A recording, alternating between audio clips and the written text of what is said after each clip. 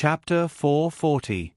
This is, Midya Bartholomew had been excitedly observing the students' behavior in the Star Palace maze realm when she suddenly noticed a strange fluctuation in the last row of the classroom. Dake Dimeng was immersed in the Star Palace maze realm. His expression didn't change in the slightest, but the atmosphere around him was clearly different. As an experienced clairvoyant, Professor Midya was able to confirm that this was the aura of a divine innate gift. The so-called divine innate gift was a gift. Naturally, it was something one was born with. It was just that some people were born with knowledge, while others were late bloomers. Examples of people who awakened later could be found everywhere. Awakening later didn't mean it was born later. After all, having it was having it, and not having it was not having it. People without it, no matter how much they dug, wouldn't appear. People who were late bloomers were only born with a divine innate gift that had been buried deep in the past.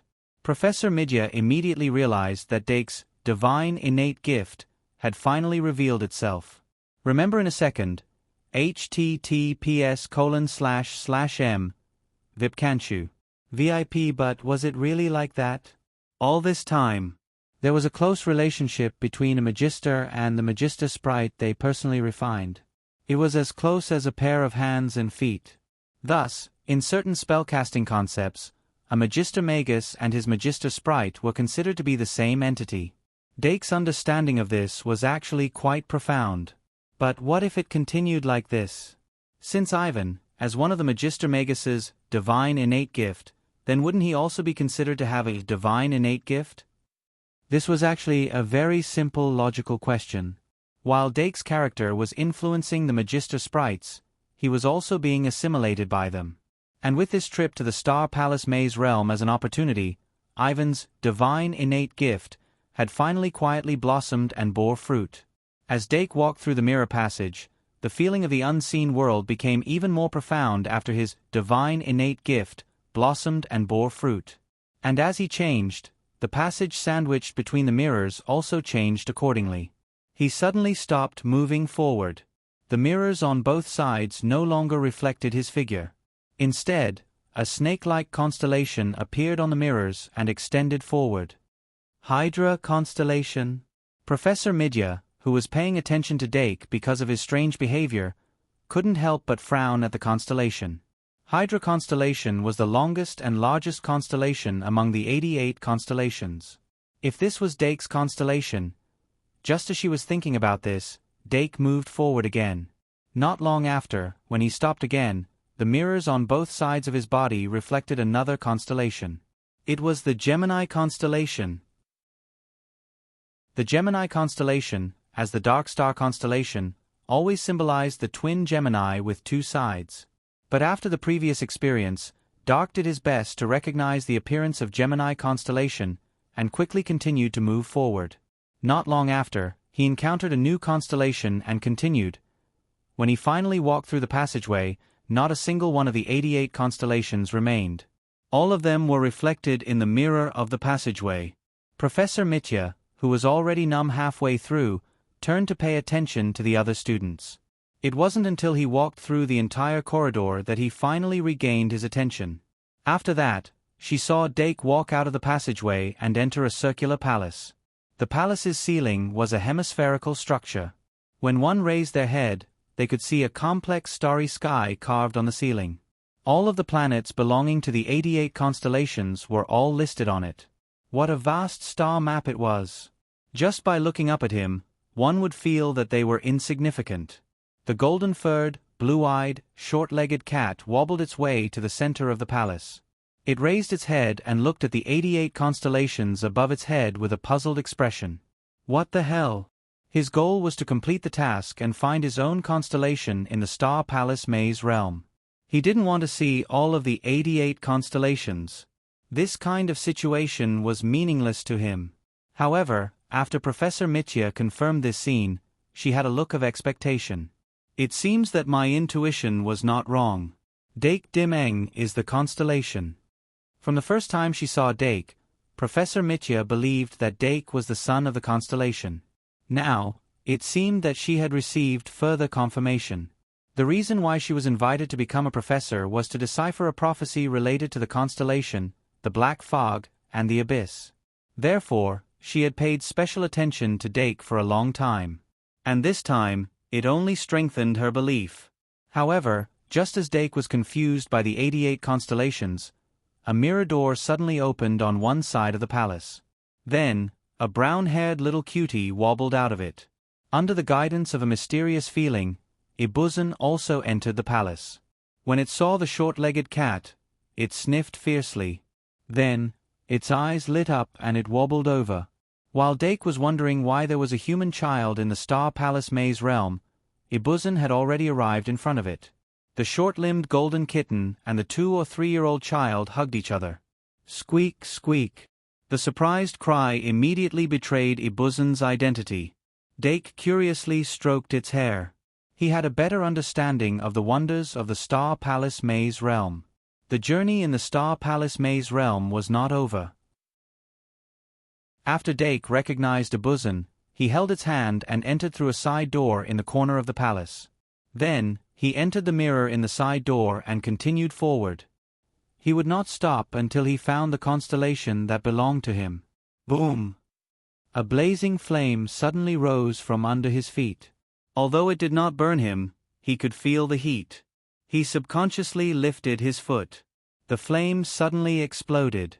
The surging flame attacked the surroundings, turning into a sea of fire. Crack! The world he was in seemed to be burned by the fire. Cracks appeared in the void and spread wider and wider. The entire world was completely shattered in Dake's eyes. Pieces of color rushed out from the cracks and instantly filled his vision. The world that was gradually becoming monotonous was once again polluted by the light. Fragments that covered the sky and earth smashed down from above, as if they wanted to completely destroy the already shattered world. Dong! The 9 o'clock bell suddenly rang. Dake suddenly opened his eyes and saw Ibuzan lying on the table. At the same time, all the students in the classroom opened their eyes at the same time. Then, their originally motionless expressions suddenly became rich one by one. Some of their faces were distorted with fear. Some of their faces were smiling. Some of their faces were filled with sadness. There were even more people who were loudly discussing the constellations that they had found. In an instant, the classroom was filled with noisy discussions. Dake, what's your constellation? Anna in the front row quietly turned her head. Her big eyes were shining. Dake did not need to ask to know that Anna's constellation was either Ursa Major or Ursa Minor. In short, she would be very satisfied. But the excitement between people could not be shared. There was no way to communicate between those who had found their constellation and those who had not. Dake thought back to the last scene he saw before leaving the Star Palace maze realm. He slightly shook his head. I'm still not sure. Anna curiously asked, Is that so? Dake then asked, Then what about yours? Is it Ursa Minor? Anna excitedly said, It's Ursa Major. Clap, clap, clap. Professor Midya gently clapped her hands, and the 88 crystal balls scattered all over the classroom stopped spinning. They quickly flew in her direction and arranged themselves around her like stars in the sky. The students in the classroom were attracted by this scene and stopped their discussions. Professor Midya's figure under the starlight was extra mysterious. She lightly smiled. The Star Palace maze realm can reflect oneself. Whether or not you will come into contact with astrology in the future, learning how to see yourself is very important. Alright, today's class ends here. I suggest that when you go back, you should quickly record down everything you see and hear in the Star Palace maze realm. Then, before the 27th of this month, you should hand in your homework. This will be the last big topic for your first-year astronomy class and will be included in your final grade. She then slightly waved her hand, and the 88 crystal balls reformed into 12. Then, from 12, they combined into one with stars shining inside. There are 3 more classes until the end of the semester. If there is anything you don't understand, you can ask me during these 3 classes. I hope that you will pay enough attention to this final assignment. Class is now over. After Professor Midya announced the end of the class, the students left the classroom one after another. All kinds of discussions were echoing under the night sky. Dake placed little Ibu on his shoulder and followed the crowd down the stairs. However, he couldn't help but reveal a worried expression. His expression was similar to Ibu's. This was not only because they were unable to find their own constellation in the Star Palace Maze realm, but also because of the scene of destruction they saw before leaving the Star Palace Maze realm. Living in the maze created by astrology, anything seen would not come out of nowhere. Furthermore, he had Ibu, who had the gift of divination, by his side. That scene of destruction was definitely foreshadowing something. Dake didn't know that he already had the gift of divination, but that didn't stop him from paying attention to that scene. According to Professor Midya's assignment, he needed to find his own constellation and make a prophecy for the next few months. In short, regardless of whether the prophecy was true or false, he had to write something. After returning to the dormitory from the spiral clock tower, Dake immediately recorded everything he saw in the Star Palace Maze realm. Ibu, who was already used to holding a pen with his claws, was also writing with all his might. Although he used many phonetic symbols to replace rare words in his little notebook, the content was still quite smooth.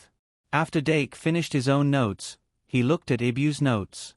From the moment he entered the Star Palace Maze realm, Ibu followed his intuition and shuttled back and forth between the mirrors. He was different from Dake. Along the way, he met many students, but because those students all had the appearance of small animals and walked upright, he felt that they were very unfamiliar. Therefore, he timidly avoided them until he met a four-legged little fox. Only then did he subconsciously follow it. He followed the little fox and had many wonderful encounters. Compared to Dake's monotonous journey, it was much more interesting. Just like that, it walked and stopped for dozens of minutes. When it was finally about to catch the little fox, it bumped into a mirror and entered the palace. After that, everything he saw and heard was completely the same as Dake's. So it seems that your constellation should be Fox. Ibu tilted his head and thought for a bit. Then he nodded and finally revealed a relaxed expression. After confirming his constellation, he could look up information, analyze the constellation, and then try to make a prophecy. In short, he had to get a high score for the astronomy class's final exam. Ibuzachan's seriousness was very infectious. Even the playful Miss Vampire started reading in her little notebook, which was a rare sight. Dake looked at the vampire's daughter who was seriously reading and thought. Out of all his magic guide fairies, only this one was completely in human form. After a long period of learning, the vampire's daughter gradually learned how to speak. Although she looked like she was only 7 or 8 years old, there were many young girls in the Shang Malian Academy. If possible, maybe I should let her enter with the first year next semester? After having this idea, Dake couldn't help but think. A human form magic guide fairy and a beast form magic guide fairy gave off a different feeling. If possible, he still wanted to give her a better education. Moreover, she had the qualifications to do so. It was just that it wasn't easy to enter the Shang Malian Academy. The students of the Shang Malian Academy, other than the ones who were actively recruited by the school, had to go through an application process. Parents and elders had to submit an application and then pass the entrance test. After paying a certain amount of tuition, they could successfully enter the academy. Simply put, they had to face the entrance test. Dake himself received an invitation and was actively recruited, so he didn't go through the entrance test and didn't know the difficulty of the entrance test. Therefore, he had this layer of concern. He didn't have much confidence in the vampire's daughter being able to enter the academy. If the front door doesn't work, then I can only go through the back door. That night, Dake didn't make much progress in his astronomy class. However, he extracted a drop of greed and successfully refined the second improved version of Bliss 3 Moon. With this, he had 2 improved versions of Bliss 3 Moon in his hands. The uncontrolled Bliss 3 Moon could finally be retired. As May came, everyone gradually became busy. Chapter 441. Whether it was the students or the professors, they were all in a hurry. The first grade students were preparing for the final exam, the 2nd to 6th grade students were preparing for the final exam, and the 6th grade students were also busy preparing for graduation. The originally relaxed atmosphere of the school became more and more intense. Even Dake had to postpone the research on great sins until next month. As for this month, he would try to save as many great sins as possible and save them for later use. In addition, he still had a semi-finished transformation spell in his hand, but he really didn't have time to study it. Professor Ka Zaire was obviously getting busier and busier, so he didn't want to disturb him. However, when he thought about it, the long holiday was 3 months long, so he could continue the research after the holiday. Anyway, it was unlikely that he would go out after returning home, so he could find something to do. After making up his mind, Dake focused his attention on the final exam, especially the research on astronomy. This was probably the first research project he had encountered since he entered the school that he didn't know where to start. As long as he saw a few constellations in the star palace, he could find a way to analyze the differences and find the most suitable constellation for himself. Even if it wasn't accurate, at least there was a research point. Website: https://m Vipkanchu. VIP. But who would have thought that he would see all 88 constellations in the star palace? This pointless question bothered him for a whole week. It wasn't until Wednesday of the 2nd week of May that he finally gave up and asked Professor Midya a question. The look in Professor Midya's eyes left a deep impression on him. After knowing the answer, he couldn't help but ask, "Can there be more than one constellation?" Professor Midya just said, "Of course not, but there are always people in this world who are extraordinary, such as you." Dake couldn't help but smile awkwardly. No one knew how extraordinary he was more than himself, but wasn't there something wrong with that? What was the use of having 88 constellations? Writing 88 theses? That's your own problem. Professor Midya held back her laughter. Anyway, the project has been assigned. How you do it is your own business. I'm only responsible for grading. Dake. Therefore, Dake was forced to organize all the information of the 88 constellations and write an extremely long analysis. Based on the final scene of destruction he saw in the Star Palace maze, he tried to make a prophecy interpretation.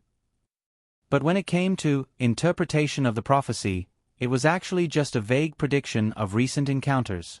The flames that shot out from his feet indicated that he was about to step into danger, and the flames represented that he would encounter a fire-related disaster. Basically, it was a prophecy interpretation of this level. And after deciphering it, he naturally had to find a way to deal with it. Generally speaking, water overpowers fire. Therefore, in order to deal with fire, one had to look for water-type items. Dake had indeed written this in his homework. But what he really thought was, wouldn't it be fine if I didn't go out? Anyway, he wasn't going to go out, was he? Therefore, Dake did not pay too much attention to it. It was already the 3rd week of May when he finally finished his astronomy class's final project. In the past 2 weeks, he had extracted another 6 drops of pride and 6 drops of greed. The remaining 6. 5 points of pride and 5 points of greed were all stored in the insect tree. And then, on Thursday afternoon of the 3rd week, the History of Magic class was finally assigned a final topic. As one of the major courses, the History of Magic class had always been a combination of a theoretical exam and a written oral defense. But every professor had their own ideas. Professor Ryan Hux thought that the History of Magic theory exam was not very meaningful, and changed it to an open book thesis, which was the same model as the astronomy class. He gave a total of 8 topics for the students to choose. But in fact, the difficulty of each topic was not low, and they were all dry and boring.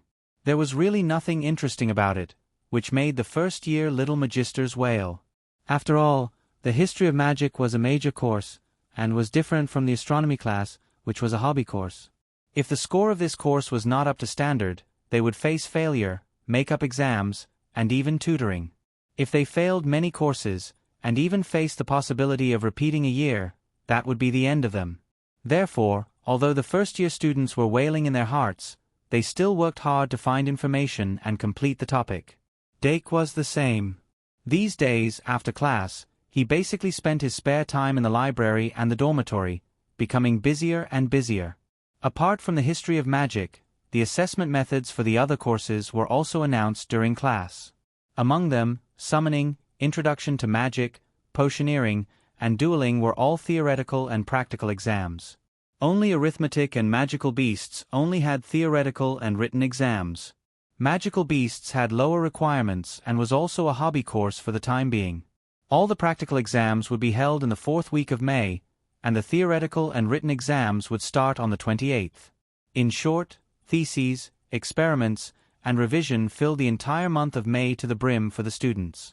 As a result, the first-year students' attention to the school championship competition decreased by a lot. Many of them were immersed in their studies when they suddenly realized that the inter-house competition was about to begin. Although the first-year students could not participate in the inter-house competition, the collective sense of honor passed down from a long history still made them deeply immersed in it. The atmosphere between the students of different branches became much worse because of this. From 8 o'clock Friday night to 8 o'clock Sunday night, a duration of 48 hours.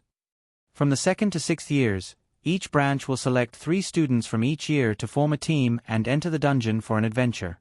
The final score will be calculated based on the actions of each team. Before the competition starts, the school will release a few missions with high points. If you can finish the mission first, you will be able to obtain high points. In addition, there will be additional points for crusading against level boss and exploring unknown areas. There will be a weighting factor for the lower grades compared to the higher grades. Therefore, in the Dungeons Adventure competition, the higher grades may not necessarily be able to suppress the lower grades. It's a pity that the Dungeons Adventure competition is not broadcasted live. We can only estimate the situation based on the changes in the points of each branch. Dake put down the rules book and continued to immerse himself in his revision. He was not interested in other people's dungeon adventures. This time next year, it would be his stage. It was not until 7 o'clock Sunday night that he temporarily put down his pen and paper and left the dormitory for the common lounge. At this time, the common lounge was already filled with people. The students from the aristocrat house were gathered here, fiercely discussing the changes in points. In the last hour, there were 4 colleges, 5 grades, and 20 adventurer teams in the dungeon. Every college's temporary accumulated points were increasing at a rapid pace. Dake found the seats of the first years and sat down beside Doran. He asked, "How is it? Who has the advantage?" Doran was so excited that his cheeks were red. He immediately said, "Of course, the aristocrat house has the advantage." But the little fatty beside him, Pit-Tan, was clearly nervous. Little Excellent is in the lead, but it can be overtaken at any time. This year's Magician House is very strong. Dake took out his branch card and opened the bar chart. As expected, the temporary points of the Aristocrat House were only slightly higher than the Magician House. Moreover, the temporary points of the Knight House and the Fool House were also close behind. The overall strength of the 4 branches was not as great as expected.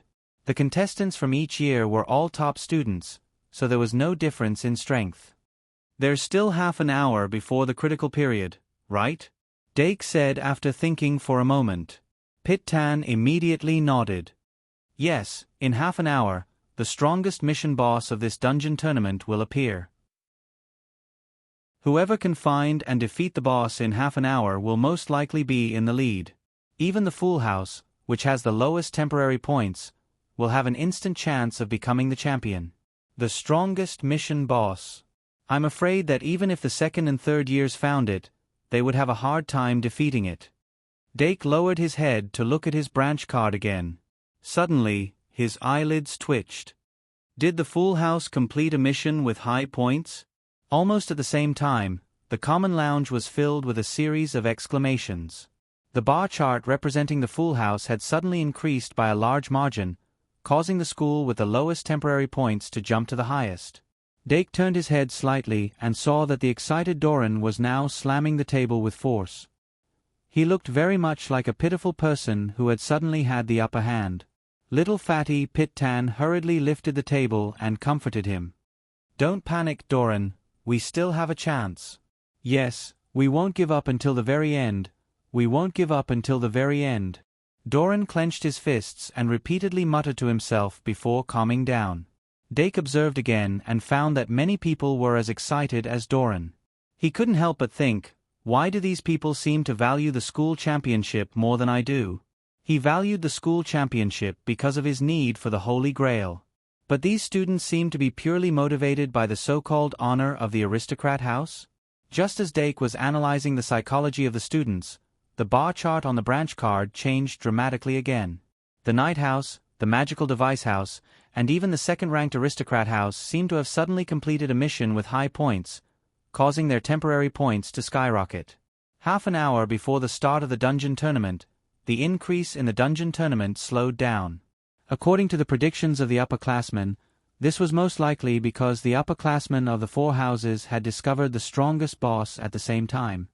How many points does this mission boss give? Dake couldn't help but ask. Piston immediately took a look at the information beside him, then raised his head and said, 100,000 points.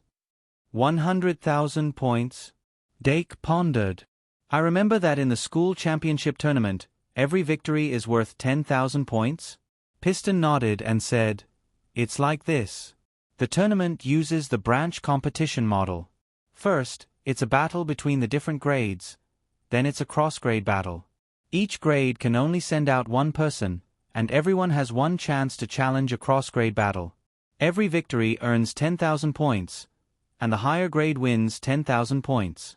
The school with the highest score earns an additional 100,000 points as the winning prize. In other words, these 100,000 points can offset the winning prize at the end of the tournament. Dake couldn't help but narrow his eyes. Because these were temporary points, these tens of thousands of temporary points were meaningless no matter how many there were. The main thing was the difference. A difference of 100,000 points could determine the winner. And once the strongest mission boss of the dungeon tournament and the winner of the tournament were obtained by two different schools, then to determine the winner, they would have to rely on the accumulation of other points. At this time, the actual total points and the temporary points from the final exam would have a sense of existence. After that, the atmosphere became very anxious. The students in the common lounge stared at the column chart of their school cards, waiting for the final results to appear. When there were only 2 minutes left to 8 o'clock, the temporary point column of the Sorcerer School suddenly jumped up. Instantly, the whole audience wailed.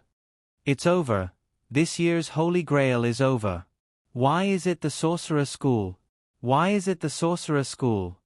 Quickly calculate the difference in points. The screams of the students rose and fell, and there were sounds of tables being slammed and watermelons being slammed and carrots being slammed. Beside the ashen-faced Doran, Dake immediately calculated the difference in points and finally heaved a sigh of relief. The slight advantage that the aristocrat house had established at the beginning was in effect. The difference in points between the two schools was still less than 100,000. This meant that as long as they won the tournament, the aristocrat house had a high chance of winning the school championship tournament. This meant that there was still a chance. A chance was better than no chance at all. The atmosphere in the room gradually calmed down. The lower grade students discussed animatedly. The upper grade students were like deflated balloons, hanging their heads and leaving one after another. Dake looked at the upper grade students' reactions and couldn't help but cross his fingers and estimate, looks like we have to be mentally prepared that we won't be able to win the Holy Grail this year.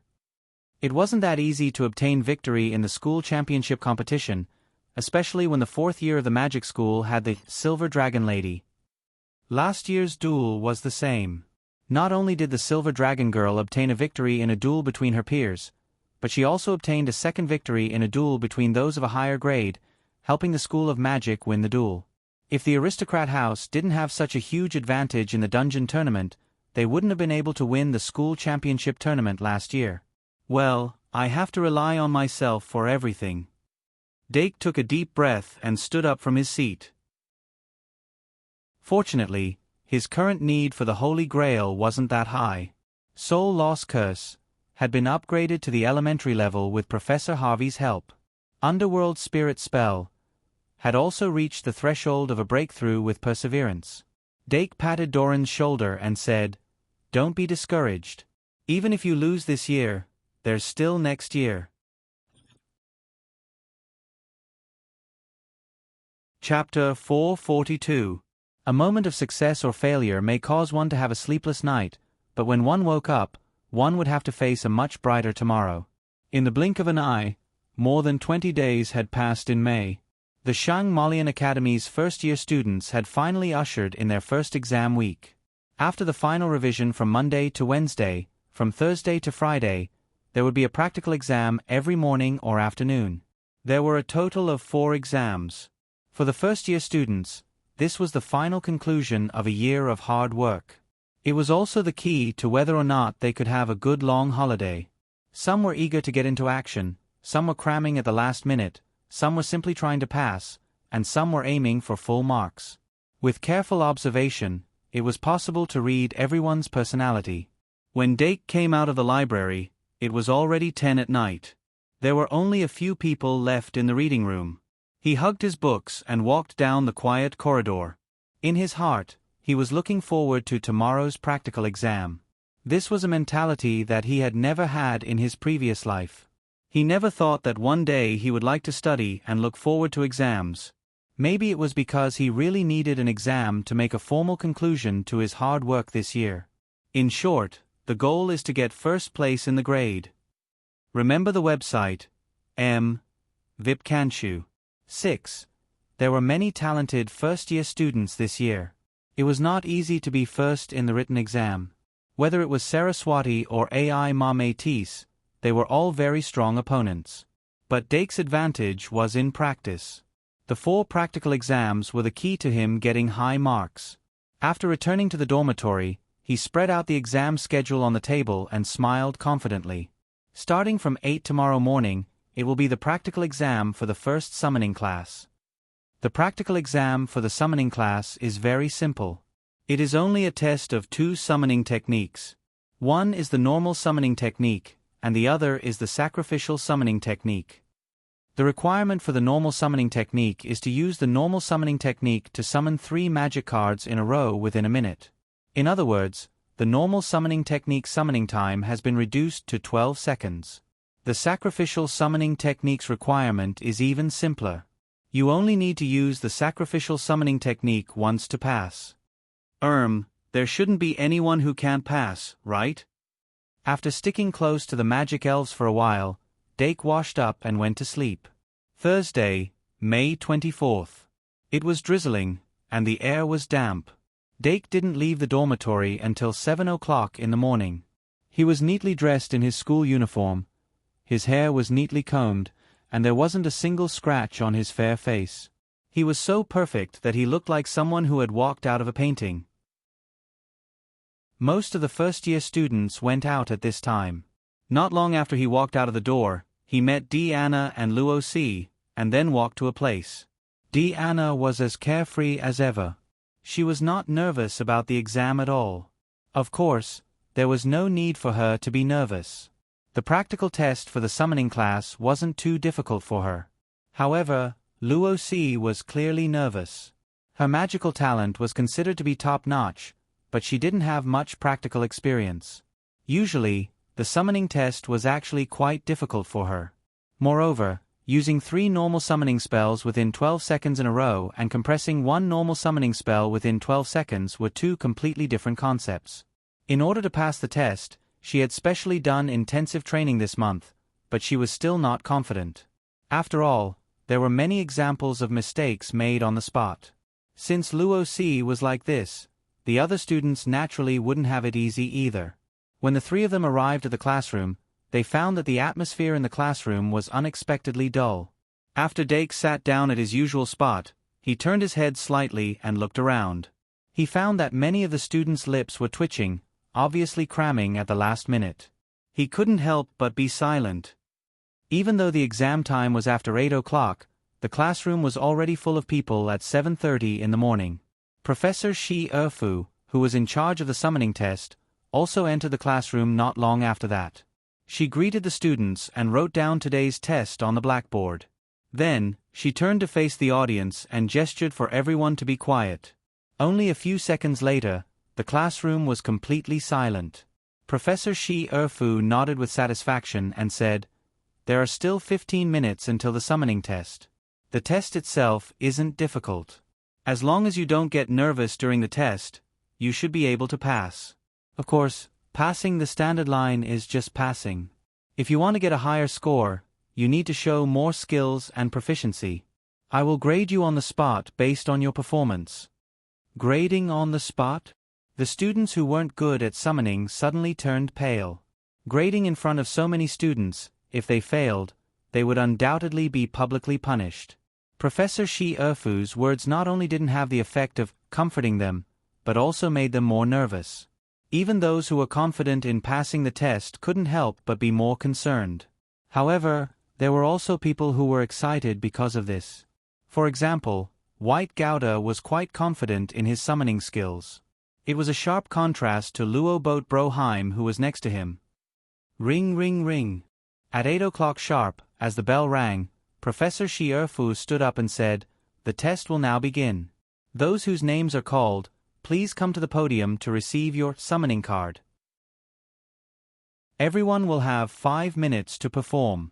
First, Teddy Dolan from the Aristocratic Institute, Susan Bild from the Knight Institute, Magic Institute." Am I the first? When Dolan heard his name, he stood up abruptly, full of confidence. However, Susan, who was sitting at the table next to AI Ma, couldn't help but panic. For students from 4 institutes went on stage first. Then, Professor Shi Erfu called out 4 more names and asked them to get ready. The 4 people who went to the podium received their summoning cards, one by one, and began to perform their summoning skills under the supervision of Professor Shi Erfu. Dolan glanced at the 3 people who went on stage at the same time and smiled. He picked out 3 1-star summoning cards and summoned them on the spot. He was very familiar with his usual summoning skills and had experienced many duels, so there was no need for him to be nervous in this kind of situation. This time, he also smoothly summoned 3 large light balls in a row. Then, without stopping, he picked out 2 2-star summoning cards from the remaining summoning cards. He first used the usual summoning skill, then used the sacrificial summoning skill to summon the 4-star summoning card. As a huge 4-star light ball was summoned, he completed all the tests in only 2 minutes. When the last summoning was over, Dolan immediately turned his head to look at Professor Shi Erfu expectantly. Professor Shi Erfu nodded in satisfaction and said on the spot, "Very good. Although you're a little rusty with the sacrificial summoning skill, you're very familiar with the usual summoning skill. You can maintain a steady output of magic power even after continuous summoning. You're already considered excellent among the first-year students." "Then, Professor, how many points did I get?" Dolan immediately asked. Professor Shi Erfu said, "The usual summoning skill is 42 points, and the sacrificial summoning skill is 38 points. The total score is 80 points. Dolan, Dolan, who thought that he had at least 90 points, subconsciously opened his mouth to the size of an egg. Professor Shi Erfu, however, no longer looked at him. Susan Bild, the usual summoning skill needs to be improved, 32 points. The sacrificial summoning skill is barely passable, 30 points. The total score is 62 points. Susan put her hand on her chest and suddenly breathed a sigh of relief. Then she immediately turned her head and looked gratefully at AI Ma below the stage. AI Ma subconsciously shook her head, then suddenly reacted and reluctantly smiled at her. In order to help her 2 friends strengthen their summoning skills, she had worked hard for a long time. She didn't expect that Susan would still perform poorly because of nervousness when summoning on the stage. Otherwise, she would at least get 70 points, right? Thinking of this, she couldn't help but look at another friend beside her, Lucy. This glance made Lucy, who was already feeling nervous, suddenly feel a lot of pressure. She couldn't help but look away. The summoning skill assessment was carried out at a speed of 4 or 5 minutes per group. About half an hour later, Saraswati from the Magic Academy walked onto the podium confidently and got the first score of more than 90 points so far. Not long after, AI Ma Métis walked onto the podium under the gaze of all the students and got the second score of more than 90 points. Professor Shi Erfu's grading standards were not lax. Even Sarah and AI Ma didn't get 95 points. They were probably the only ones with stronger summoning skills than the 2 of them. The first-year students couldn't help but look back at Dake Dimming and White Gouda sitting in the last row. With Dake's summoning speed in the duel, not to mention 95 points, even full marks wouldn't be an exaggeration. They couldn't imagine, if Dake couldn't get full marks, who else in the first year could get full marks?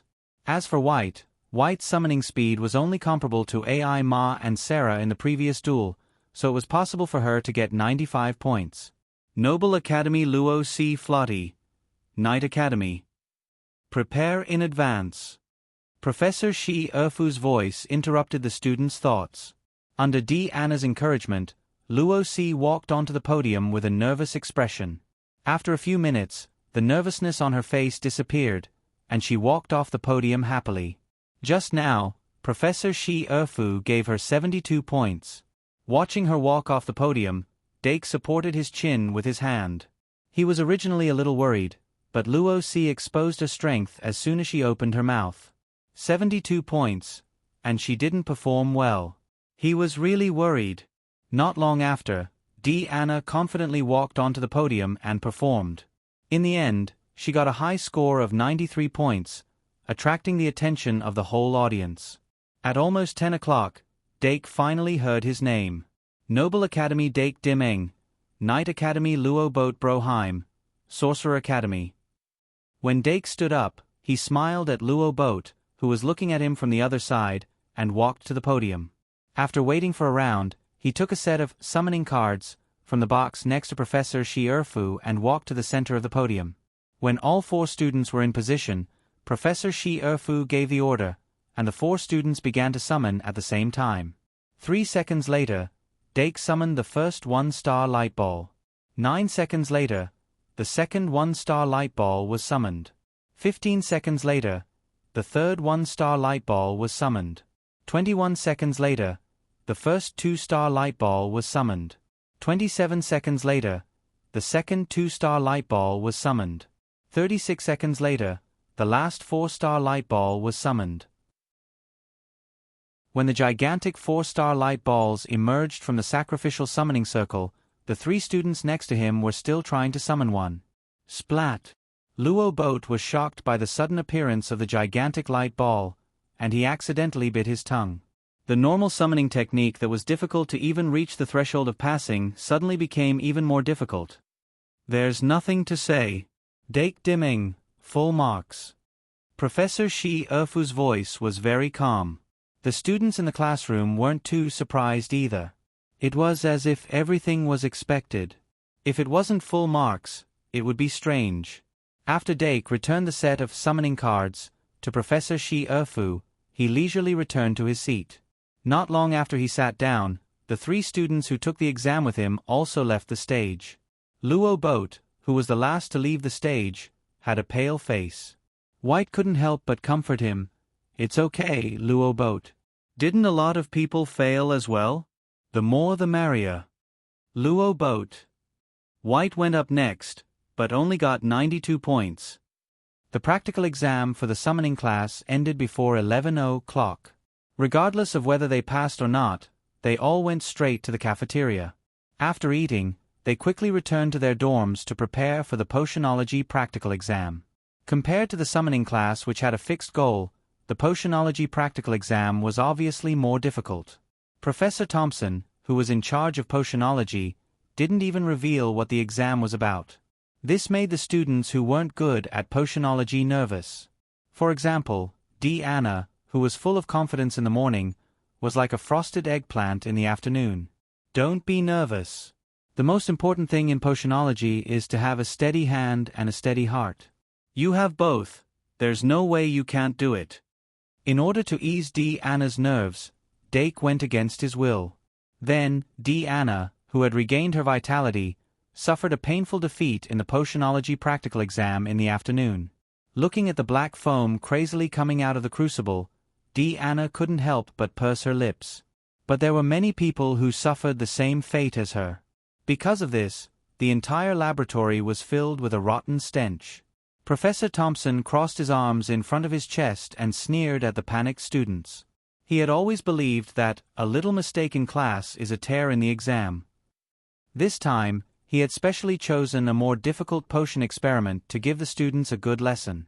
Of course, it wasn't as if there weren't any students in this laboratory that he was satisfied with. Not to mention the few top students, there were also a few girls from the School of Magic who were quite talented in potionology. The potionology practical exam started at 2 in the afternoon and ended at 4 in the afternoon. It was a total of 2 hours. When Professor Thompson announced that the exam time was up, at least half of the students in the classroom were still struggling with the potions in the crucibles. Even if the students managed to successfully make the potions, the quality of the potions they made wasn't high. Professor Thompson only picked out 5 potions that were relatively perfect and gave the owners of these potions more than 90 points. Of course, he didn't give the potions on the spot.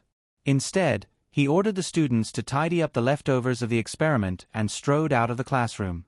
Dake, who had successfully completed the experiment an hour ago, looked at the black water in White and Luo Boat's crucibles and couldn't help but show a trace of pity.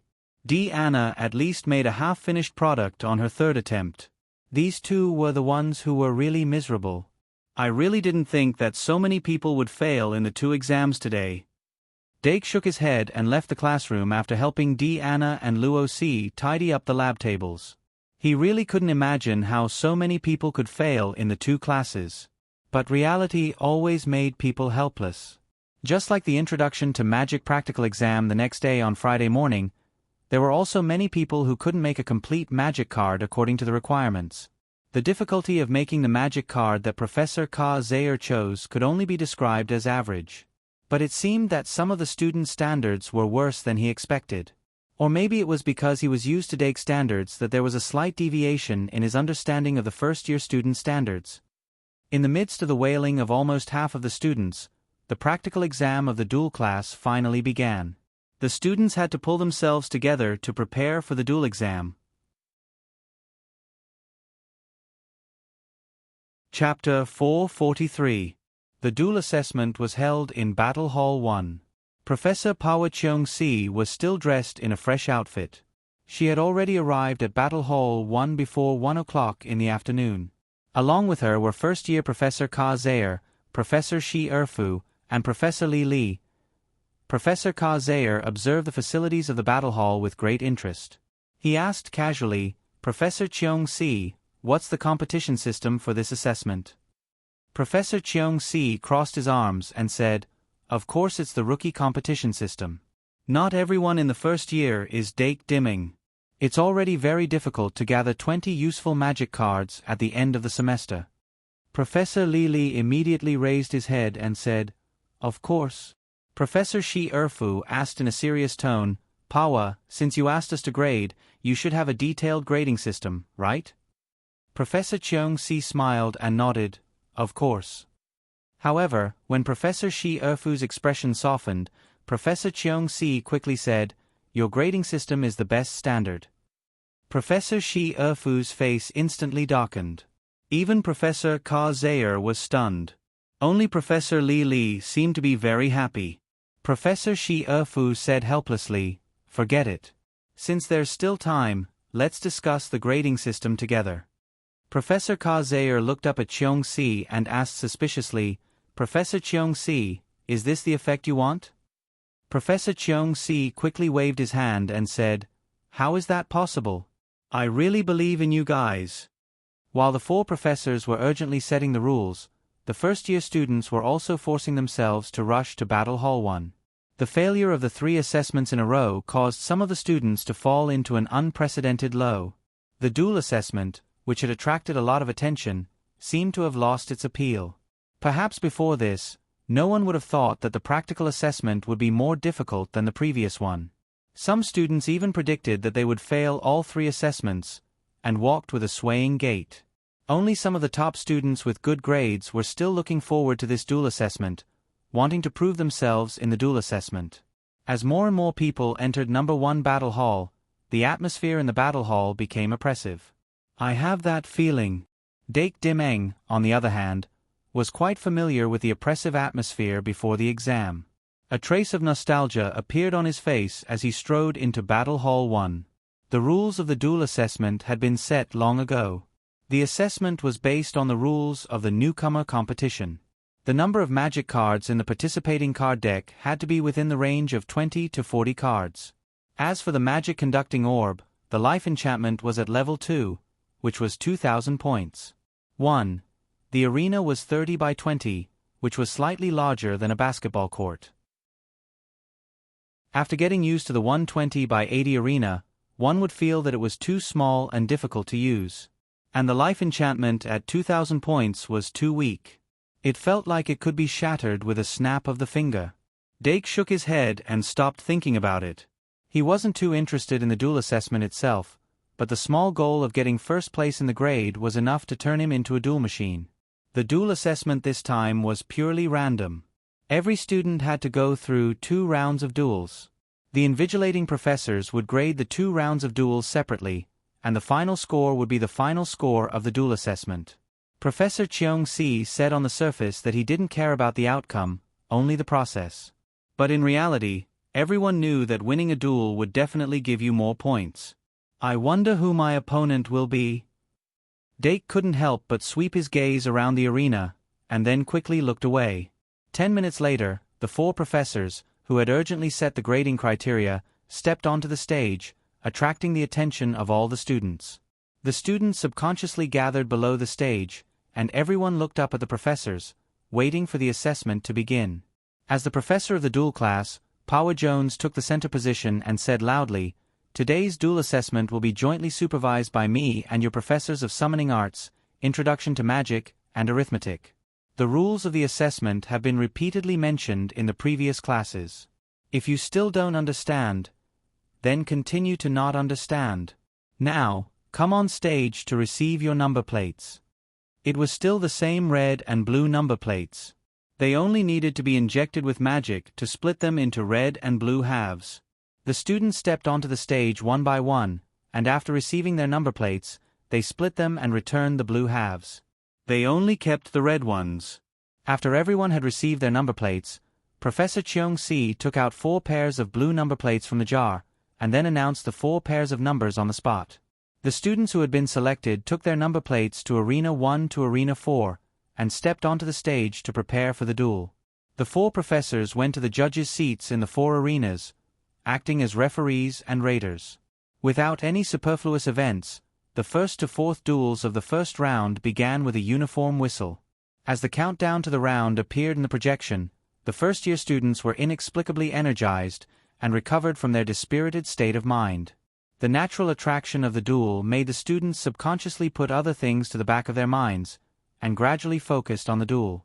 The 8 dueling contestants stood on the stage and looked down, their expressions suddenly serious. In the blink of an eye, half an hour had passed, and the duel assessment was in full swing. Since the duel class hadn't had a duel for a very long time, most of the first-year students were very unfamiliar with the duel. But as time passed, they obviously became more familiar with the duel, and the duel also looked like it. The 4 professors graded the students according to their performance in the duel, but they didn't report the scores. This made some of the students uneasy, especially those who lost in the duel. Outside of Arena 1, Dake stood there and watched the duel. He gradually understood the average level of the first-year students. Anna next to him also went from being eager at the beginning to being bored to death. On the other side, Luo-si gradually became less nervous. When another duel ended, Professor Cheong-si pulled out a set of number plates, and then immediately said in a clear voice, "Next group, number 66, number 29. It's my turn." Dake's heart skipped a beat. He picked up the number plate in his hand and glanced at it. Then he turned his head slightly and noticed that number 29, Justin Wayne, also turned his head and looked around. So the 2 people's eyes met for a moment, and they suddenly understood that this was their opponent in the first round of the duel. "Is it him?" Dake's interest was slightly piqued. Compared to the other students who hadn't even participated in the newcomers' competition, Justin Wayne, one of the 7 first-year duelists, was considered an opponent that he looked forward to. He nodded slightly at Justin Wayne, then turned around and said to the 2 people next to him, "I'll go up first." "Good luck." Anna waved her small fist. Luo-si also said shyly, "Good luck." So Dake walked to the red side's platform. When Justin Wayne confirmed that his opponent was Dake Dimming, his face couldn't help but flash with a bitter expression. His friends next to him also patted him on the shoulder, and there was a moment of silence. "Don't be afraid, Justin. Professor Cheong-si said that he won't judge based on the outcome. Do you believe that? But we can only believe it, right?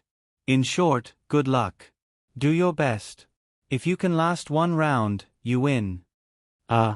That's too exaggerated.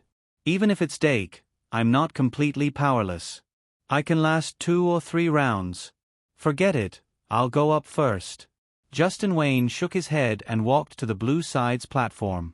As the two people walked out, the spectating students immediately began to discuss. Dake dimming aside, Justin Wayne was also a popular figure in the first year of the Night Academy. His upright character and sunny and healthy appearance made it easy for people to have a good impression of him. He was different from the more reclusive Ai Ma and White of the Night Academy. He had gathered a lot of supporters.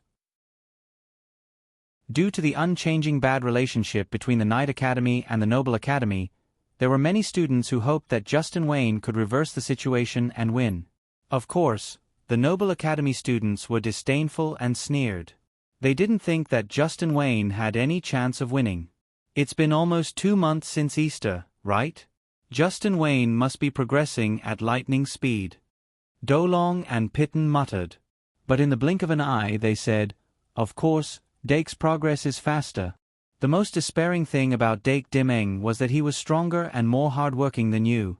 The gap between the two would only widen with the passage of time, unless Dake Dimeng reached a bottleneck and occasionally looked back at the scenery. The spectators still had the energy to mutter, but when Justin Wayne stepped onto the platform, the pressure was already at its peak. His forehead was slightly sweaty because of the sudden warm weather. His right hand unconsciously clenched into a fist, and he was rarely nervous. As a person with a typical knight's personality, he was usually brave and gentle, confident and not flamboyant. Even in the previous rookie competition, he had performed brilliantly. Later, when Dake no longer paid attention to the duels because he had enough credits, he would occasionally go on stage. He had accumulated a lot of experience and credits, allowing him to constantly improve. When facing the duelists of the second years, his chances of winning were gradually increasing. But the more it was like this, the more he understood how terrifying Dake's ability to obtain the final victory of the first to third years at the Easter Duel Festival was. Thus, the pressure he was under right now was unimaginable to outsiders. Even so, the platform was only so long, and he had to finish walking. When he stepped onto the blue platform, Dake was already waiting on the red platform. The two contestants did not have much interaction in the academy. After stepping onto the platform, they merely greeted each other, then took out their respective card decks and placed them in the card slots of the card table. As the card table was reactivated, a projection appeared in front of the platform. Dake touched the card table again after 2 months, but he still did not look the least bit rusty. When he was ready, he raised his hand and quietly waited for the whistle to sound. Beep! Professor Cheong-si suddenly blew the whistle, and the atmosphere on the field instantly became tense. Preparation stage, 30s. When the projection of the 30-second countdown appeared, both contestants drew their cards at the same time. Whether it was contempt or fear, from the moment the duel began, it became insignificant outside factors. A true duelist only had eyes for each other. The duel begins. Dake instantly drew his cards.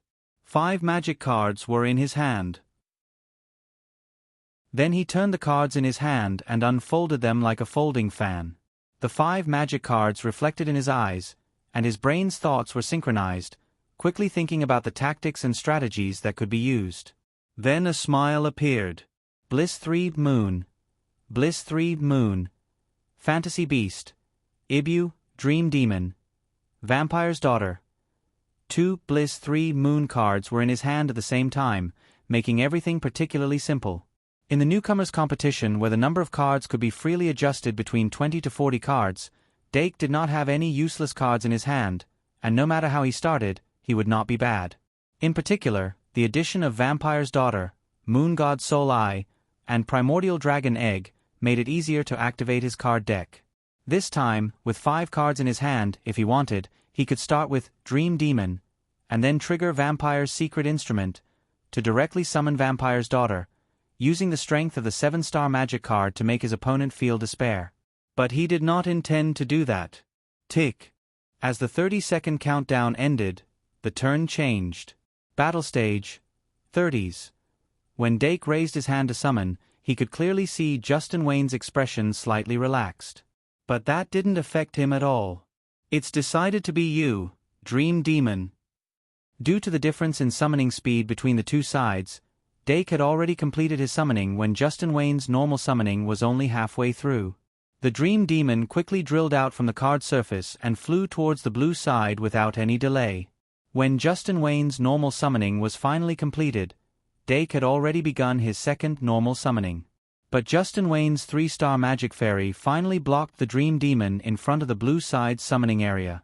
It was a bald knight wearing armor with a heart-shaped opening on its chest, riding on a pink giant boar, Heart Knight. Although its appearance was slightly flawed, the Heart Knight was very powerful. In terms of its 3 attributes, it was one of the best among the 3-star magic fairies, and its ultimate skill, Heart Rescue, was a divine healing skill that had a special effect on its mount. But the difference in class was difficult to overcome. When the Heart Knight raised his long spear under Justin Wayne's command and released another ultimate skill, Love Ray, at the Dream Demon, an even stronger pink light shone on the Dream Demon's body. The Dream Demon, who was making a funny face, instantly evolved under the effect of Bliss 3, Moon. The Dream Demon, who looked like a witch, quickly took shape under the light of evolution. Then, it mercilessly shattered the heart-shaped ray and pounced on the Heart Knight. Fear descended. It shouldn't be a problem to update 8,000 times today. Chapter 444. Even though the Heart Knight's magic attack and defense were top-notch. However, a numerical value that had yet to break through the 3-star limit was still like a child in front of a 5-star Dream Demon. The Love Ray's charm effect could make people's hearts weak, but it had no effect on the Dream Demon, transformed from Bliss. When Justin Wayne was still anxiously waiting for the cooldown of the first summon to end, the Heart Knight, that he was proud of, had been torn apart by the Dream Demon. And the magic conducting ball with only 2,000 HP was completely exposed in front of the Dream Demon, with 2,500 attack power. Only a "Gotcha" sound was heard. Even though Justin Wayne had already used all his strength to release magic to make the magic conducting ball fly into the sky, the Dream Demon was still chasing after him. Its claws easily pierced through the magic conducting ball's life enchantment. Magic conducting ball, Blue 2000. Beep. Professor Cheong-si immediately blew the whistle. The tip of the whistle still had the heat from before. In less than 1 round. No, less than half a round. Website. https://m. Vipkanchu. VIP. The first-year Knight Academy's most influential figure, Justin Wayne, was defeated without any warning. At that moment, Justin Wayne's heart fell to the bottom. He originally thought that with the strength of the Heart Knight, it would be enough to withstand Dake's initial burst. Then, his second Heart Knight would be able to form a Knight bond with the Heart Knight, allowing the 2 top-notch 3-star Knights to obtain an overall upgrade. Then, they would be able to fight against Dake's usual 4-star magic conducting fairies. But this time, the magic conducting fairy that Dake summoned and evolved was a 5-star Dream Demon. This made him unable to fight back. He could only stretch his neck and wait for the slaughter. I actually didn't even last 1 round. Justin Wayne subconsciously bit his lips, and the veins on the back of his hand that was holding the magic conducting card popped out. This painful result almost made him deny all the hard work he had put in all this time. Why did I work so hard? Justin Wayne, who got off the stage, was in a trance.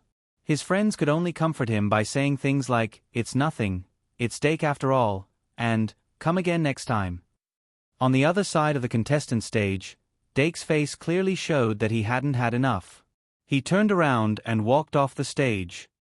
He had thought that Justin Wayne would be able to pique his interest, but it turned out that this was not the case. There's still 1 more round. I hope the next opponent will give me a pleasant surprise.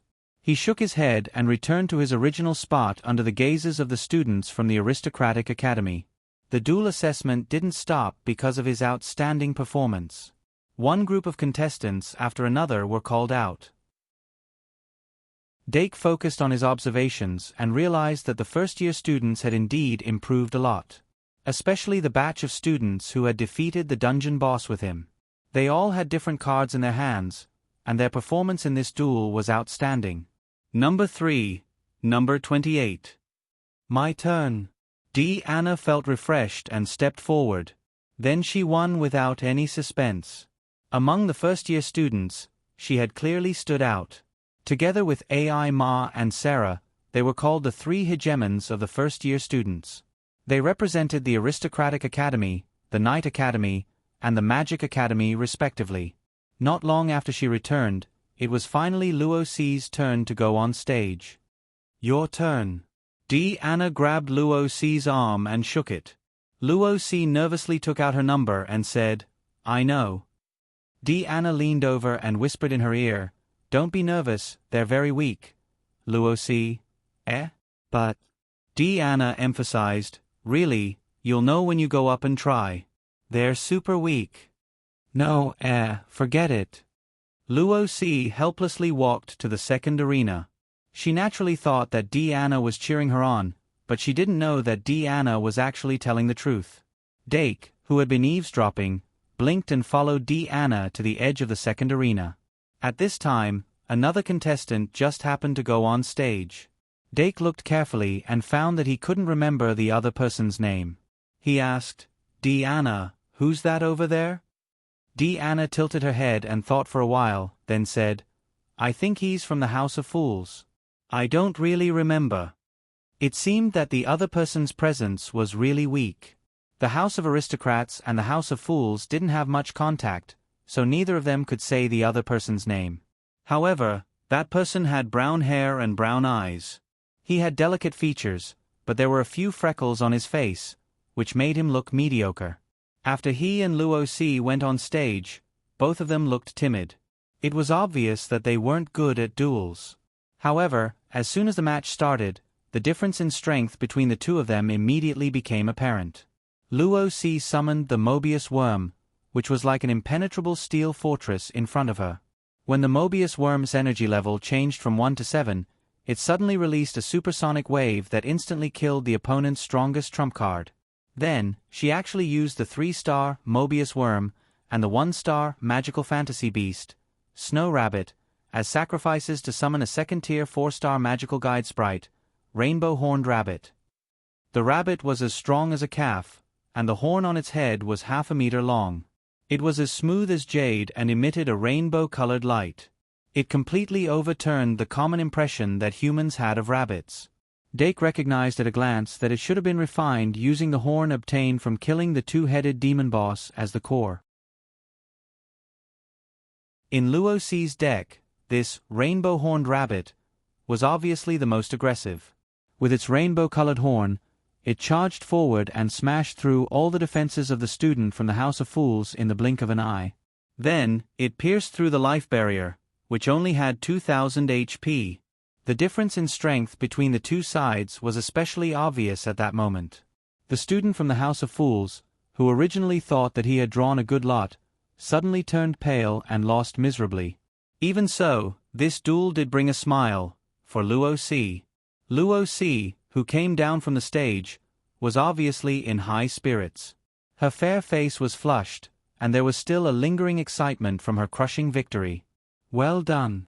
Dake raised his hand and gave her a high five. Then, Luo Si and Anna gathered together and shared their joy.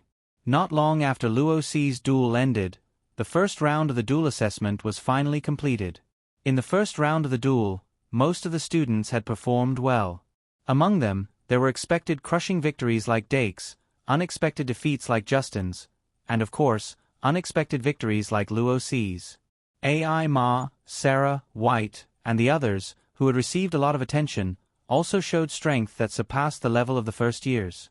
Ai Ma successfully refined the magic crystal coins obtained from killing the Tier 1 boss, the two-headed demon, into a powerful magic fairy, making up for her lack of a second-tier magic fairy. The same was true for Sarah. Her deck had always been more unpredictable and weaker in frontal attacks. Now, she had made up for her shortcomings very well. As for White, she was already able to use the Holy Sword freely, and she also had a magic fairy.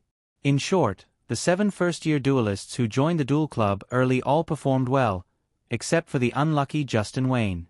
After the first round of the duel assessment ended, the 4 professors gathered together to exchange their opinions. Then, they rested for 15 minutes, and then the second round of the duel assessment began. As soon as the second round of the duel assessment began, there was a highlight that didn't appear in the first round. It couldn't help but make people wonder if the professors were secretly manipulating things. Venue 3, Sorcerer School Saraswati versus Aristocratic School D. Anna Great Bear.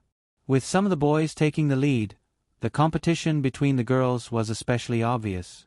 Sarah, A.I. Ma, and D. Anna were undoubtedly the most dazzling girls in the first year. However, the 3 of them gave off very different impressions. Sarah was knowledgeable and extroverted. She was like a queen in the first year of the Sorcerer School. A.I. Ma was diligent, intelligent, and determined, but she didn't get along well with others. She was like a scholar who focused on learning. On the other hand, D. Anna was lively and cute. She was pure and straightforward, but she gave people the impression that she was a little stupid. She couldn't have achieved what she had today without Dake's help and supervision. Comparing the 2 of them, it was natural for people to feel that Diana was the weaker one among the 3. This time, Sarah's duel with D. Anna was especially eye-catching.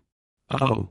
D. Anna looked at Sarah opposite her and couldn't help but want to cover her head. Sarah happened to be the type that she was the worst at dealing with.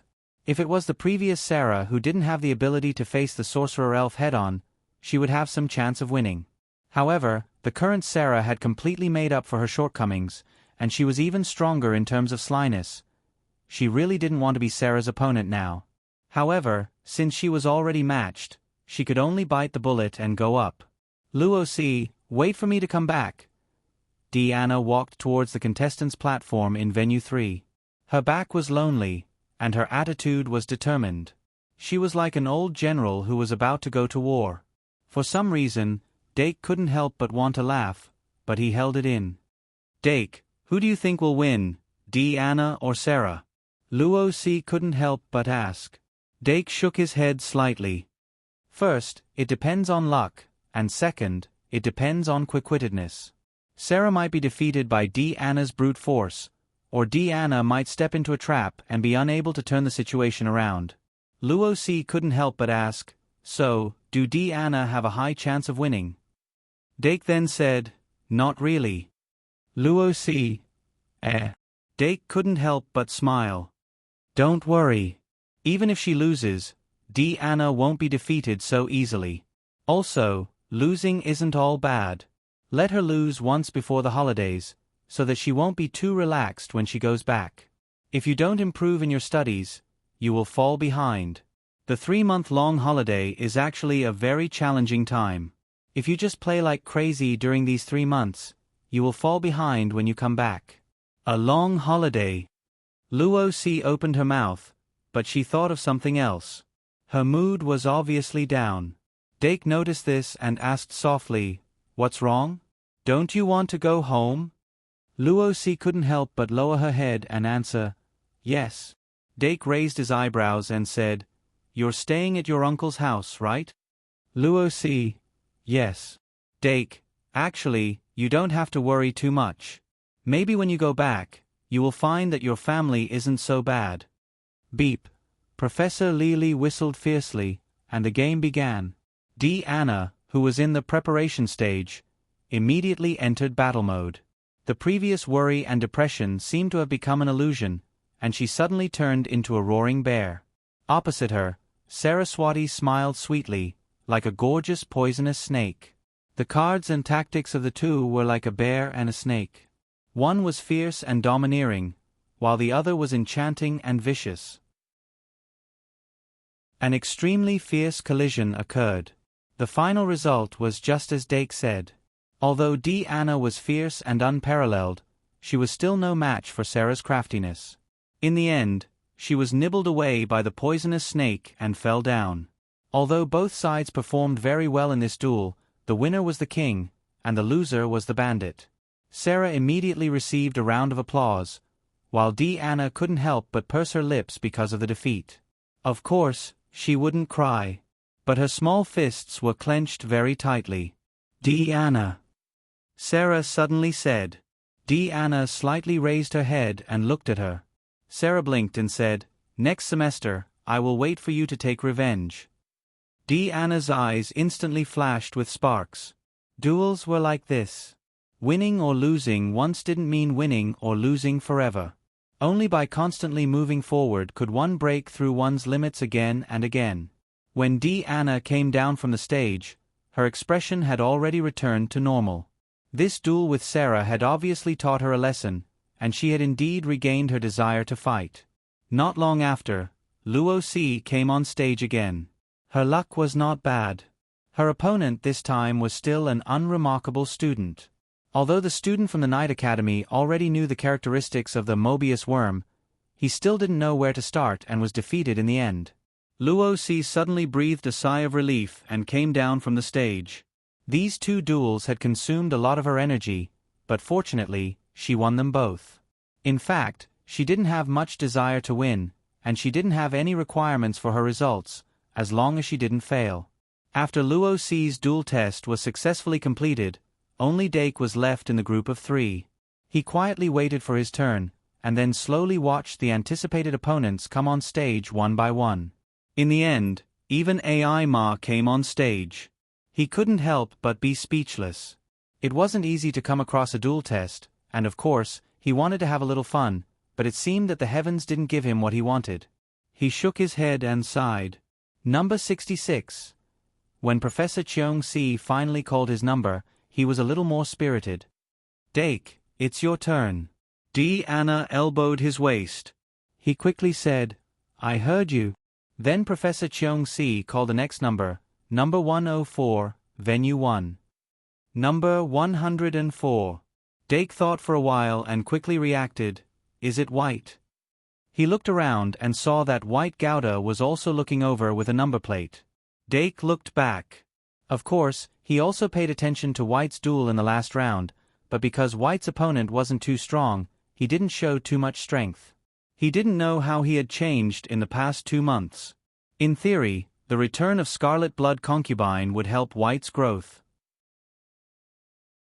However, Scarlet Blood Concubine wasn't a professor, so she didn't have the right to give out credits and couldn't provide material support. At most, she could only assist in education. Although what Werther lacked was education, whether or not the two of them would be able to work together was another matter altogether. Scarlet Blood Concubine was actually in a state of house arrest. She wasn't allowed to walk around the school freely, and she couldn't have too much contact with White. However, in the past 2 months, Dake occasionally saw White and Tom Nixon walking together. Tom Nixon was a third-year student of the House of Fools. He was a mixed blood born in the slums and had competed with Dake in the finals of the Easter Duel Festival. He had also participated in Scarlet Blood Concubine's ceremony. He had some relationship with Scarlet Blood Concubine. Judging from the fact that Tom Nixon used the Bloodthirsty series of magic cards, their connection was quite strong. White, who had inherited Scarlet Blood Concubine's bloodline, should in theory have the aptitude for blood magic. Perhaps he could learn something from Tom Nixon. In short, when Dake knew that his opponent was White, he began to rack his brains to increase his settings, hoping that he would really become stronger. Otherwise, it would be too boring. On the other side, after learning that his opponent in the second round of the duel assessment was Dake, White couldn't help but raise his eyebrows. He was a little excited. Although he no longer had any hostility toward Dake, he still set him as a goal. He wanted to be as outstanding as Dake, or even surpass him. To be able to have a duel with Dake at the end of the first year was an ideal ending for him. If he could bite off some of Dake's scales in this duel, that would be even better. "Hey, White, what's up with you?" Luo Boat suddenly asked. White quickly calmed down and said, "I'm burning up." Luo Boat quickly touched his forehead and then asked doubtfully, "It's not hot? Why don't I ask the professor to let you take a sick leave and leave early?" Anyway, you have no chance of winning against Dake. White was speechless. After a while, White said, "Can we talk about something else?" "Okay then." Luo Boat shrugged and said, "Do your best. You win if you can last through one round." White said quietly, "Luo Boat, there's something I haven't told you." Luo Boat was puzzled. "What's wrong?" White said, "You're very annoying." Luo Boat slapped his shoulder hard. "Ha, you finally said it." Ouch. White clenched his teeth in pain. "Stop messing around." Luo Boat slapped his butt and pushed him out. "Hurry up and come back early. Don't waste everyone's time." White rubbed his shoulder and grimaced. But in the end, he still walked towards the player platform of Venue 1. Dake had already stepped onto the red player platform. He put his hand on the card table and looked past the transparent screen to see White going up the stage.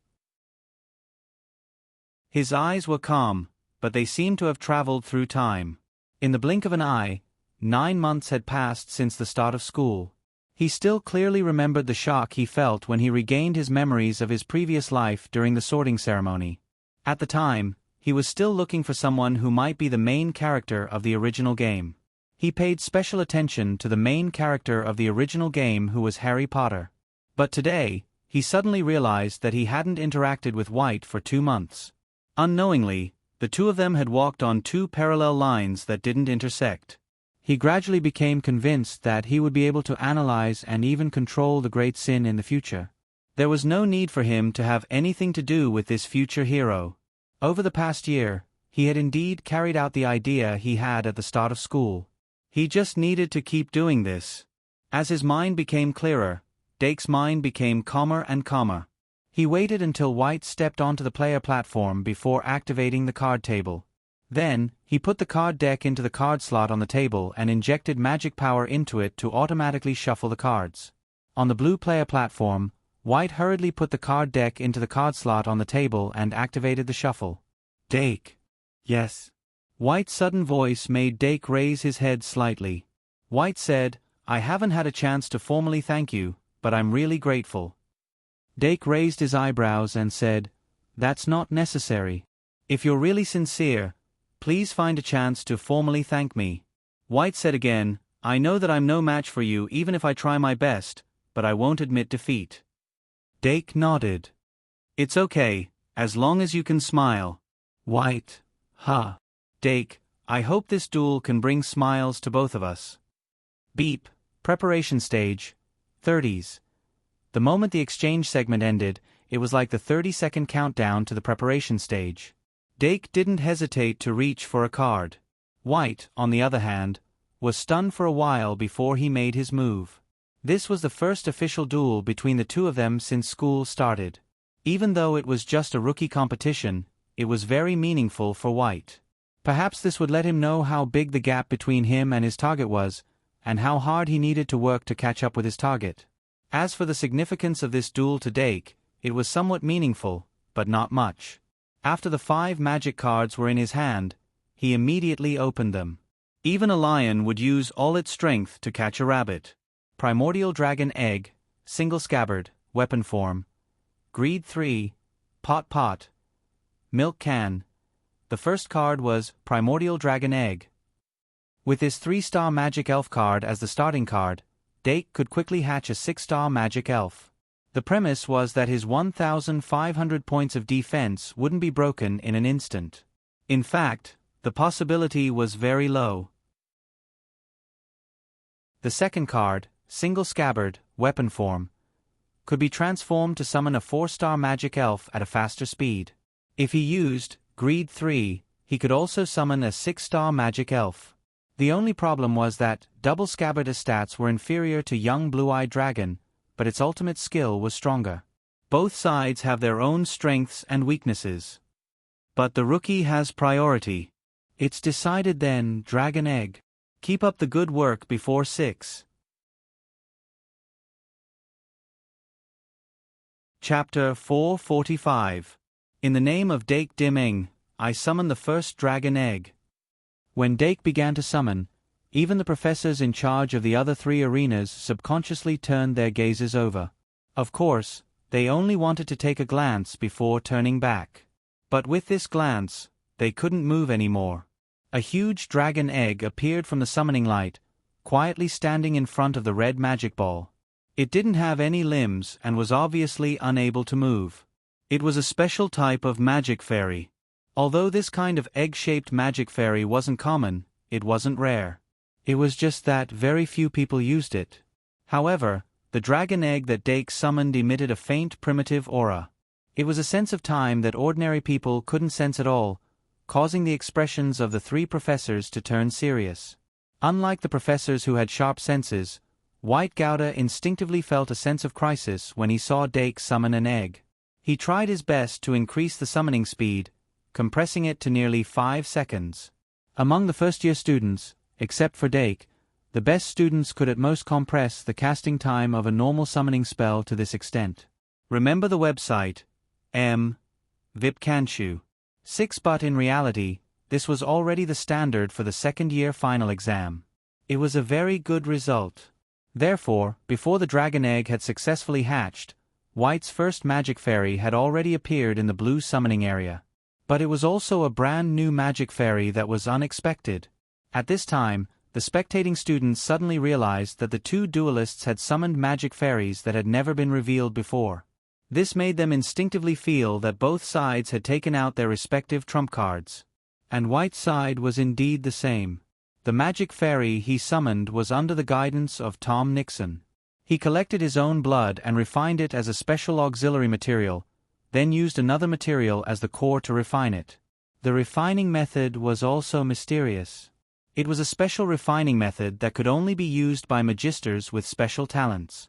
He used this method to refine a total of 3 magic fairies, each of which was very powerful.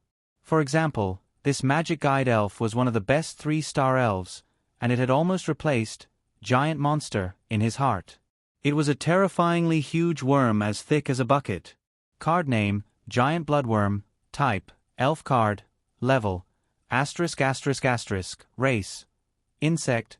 Attribute, Worm magic power, 1450 attack, 1450 defense, 1450, ultimate skill, Bloodthirst, blood refining insect armor, blood source explosion. The 3 sure kill skills made the gigantic bloodworm have the qualifications of 3 orange cards. Although its attack was 50 points lower than Giant Monster, it was still a standard barrel-shaped waist. However, compared to the actual attack and defense of a 3-star magic guide fairy, 50 points of attack was nothing. Other than that, the giant bloodworm was stronger than the giant monster in every aspect. Especially the 3 sure kill skills, whether it was Bloodlust, which could guarantee the user's endurance, Blood Refining Bug Armor, which could increase the user's attack and defense, or Blood Source Explosion, which could self-destruct and turn into a corresponding number of blood bugs after the explosion, were all extremely useful. White Gouda had watched the duel between Dake and Justin Wayne. He knew that Dake could summon a 5-star magic guide fairy in just 9 seconds. Although his giant bloodworm was also unable to fight against a 5-star magic guide fairy, he could use its self-explosion to seriously injure it. Then, he could use the bloodworms that were formed after the self-explosion as a sacrifice to summon a 5-star magic guide fairy, Blood Demon. The Blood Demon that could be summoned as long as there was a specific environment was White's strongest trump card. If even Blood Demon couldn't win that 1 point, then it was a loss. It could be considered a struggle. After all, White Gouda didn't think that he could win from the bottom of his heart. Just as Luo Boat said, he would win if he could last a few more rounds. At least he was stronger than Justin Wayne. However, even if he couldn't back down from this bottom line, he still needed to have the strength to defend it. While he had taken a big step forward in 2 months, Dake's progress would only be greater. Even though the hatching took some time, when Victor's giant bloodworm wriggled its huge body over, the primordial dragon egg was already filled with cracks. Roar! Under everyone's gaze, although it was still young, there was no doubt that an angry roar with the power of a dragon erupted from the eggshell. The silver-white baby dragon with green eyes suddenly broke the eggshell and hatched from within. At the same time, Dake, whose summoning skill was off cooldown, started to summon Kettle. When Kettle's summoning light descended, it was when the cyanide baby dragon flew into the sky. That dragon whelp, which was nearly 3 meters tall, carried with it an immature dragon's aura as it pounced toward the blue side like the wind. The space that was too narrow for a dragon was crossed in the blink of an eye. The giant bloodworm suddenly straightened its upper body. Its blood-red wrinkles rolled and emitted a bright red light. Giant bloodworm, worm armor. White Gouda's slightly shocked voice sounded. The blood-red light emitted from the giant bloodworm's body suddenly solidified and formed an armor that flowed like blood. With the help of the blood-refined worm armor, the power of the giant bloodworm's self-destruction was increased by 20%. White Gouda was alarmed and ordered without hesitation, "Don't be afraid. Let the opponent pay the price." Blood origin explosion. Boom! The giant bloodworm's eyes flashed red. It actually self-destructed before it came into contact with the baby green-eyed dragon. This method was considered decisive. The waves of blood from the self-destruction of the giant bloodworm rushed towards the baby green-eyed dragon.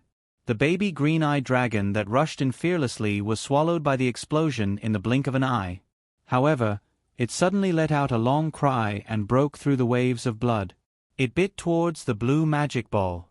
White Gouda held the blood demon card tightly in his hand. However, the summoning skill that required 5 seconds was only halfway through, and the baby green-eyed dragon's huge mouth had already wrapped around the blue magic ball. He clenched his teeth. Between stopping the summoning and controlling the magic ball to escape or continuing the summoning, he chose the latter.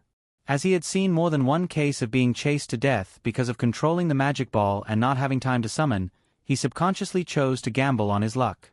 However, when the blood demon card in his hand had just popped out half of its head from the card, the blue magic ball that was caught off guard was already bitten into pieces by the baby green-eyed dragon. If it had 8,000 HP, it could still hold on for a while. However, with only 2,000 MP, it would not be able to withstand the bite of the baby green-eyed dragon no matter what. Bang! As the life barrier was completely broken, the magic light spots that it emitted scattered like stars. Its MP returned to 0. To 0,000. Victory and defeat would never give you the time to prepare yourself mentally. The summoning light of the blood demon finally landed on the blue summoning area. That blood-red skinned demon instinctively bit towards the baby green-eyed dragon beside it. However, without using its ultimate skill, it was completely unable to break through the scales of the baby green-eyed dragon. The baby green-eyed dragon opened its cute big eyes. After the victory was determined, it used its 2 dragon claws to clamp onto its head. It raised its hands and rubbed it, just like rubbing a dog's head. This little episode added a lot of color to the match that ended too quickly. The audience outside the arena only woke up from the shock of Dake's special summon of the 6-star dragon species until now. No matter if it was the holy aura and awe-inspiring dragon aura that the baby dragon emitted, or the overly fast moves, it was all shocking. Dake Diming's supermodel was becoming more and more like a supermodel. As for White Gouda, who was defeated faster than Justin Wayne by a second, it could no longer attract attention. After all, no matter who it was very likely that the result would be the same. Failure was not scary. What was scary was that other people, even oneself, thought that failure was inevitable. White Gouda, who did not feel too depressed because of this, when he raised his hand to recall the blood demon, he only felt a sense of loss without much fluctuation.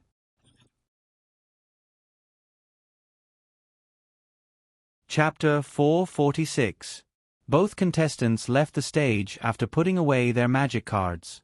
What greeted White was Luo Boat's comforting look of, "You really didn't make it past 1 round." On the other hand, Doc returned to his original position in an ordinary manner. The duel assessment continued. Even though they were allowed to leave the arena after participating in this round of assessment, no one did so as a matter of course. The 2 rounds of duel assessment finally ended when the sky outside the venue darkened. Professor Cheong-si gave a good affirmation to the performance of the first-year students and then announced that they were dismissed. "It's finally over. I wonder how many points we can get in this assessment. It can't be too low. After all, we worked so hard." "That's true. At least we weren't defeated in 1 round. Hey, it seems that the school championship duel is tomorrow morning. I want to watch it.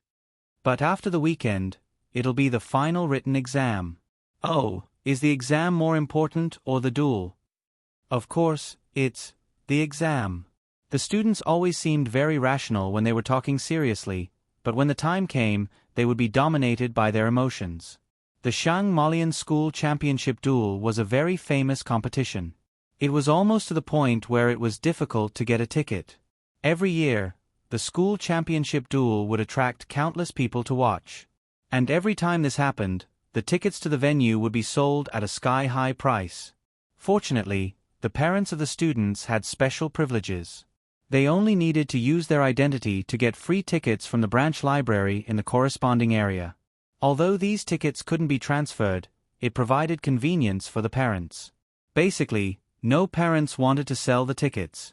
In this era where the status of magisters was increasing day by day, the families whose children could be recruited into the Shang Malian Academy would quickly become rich even if they weren't originally rich.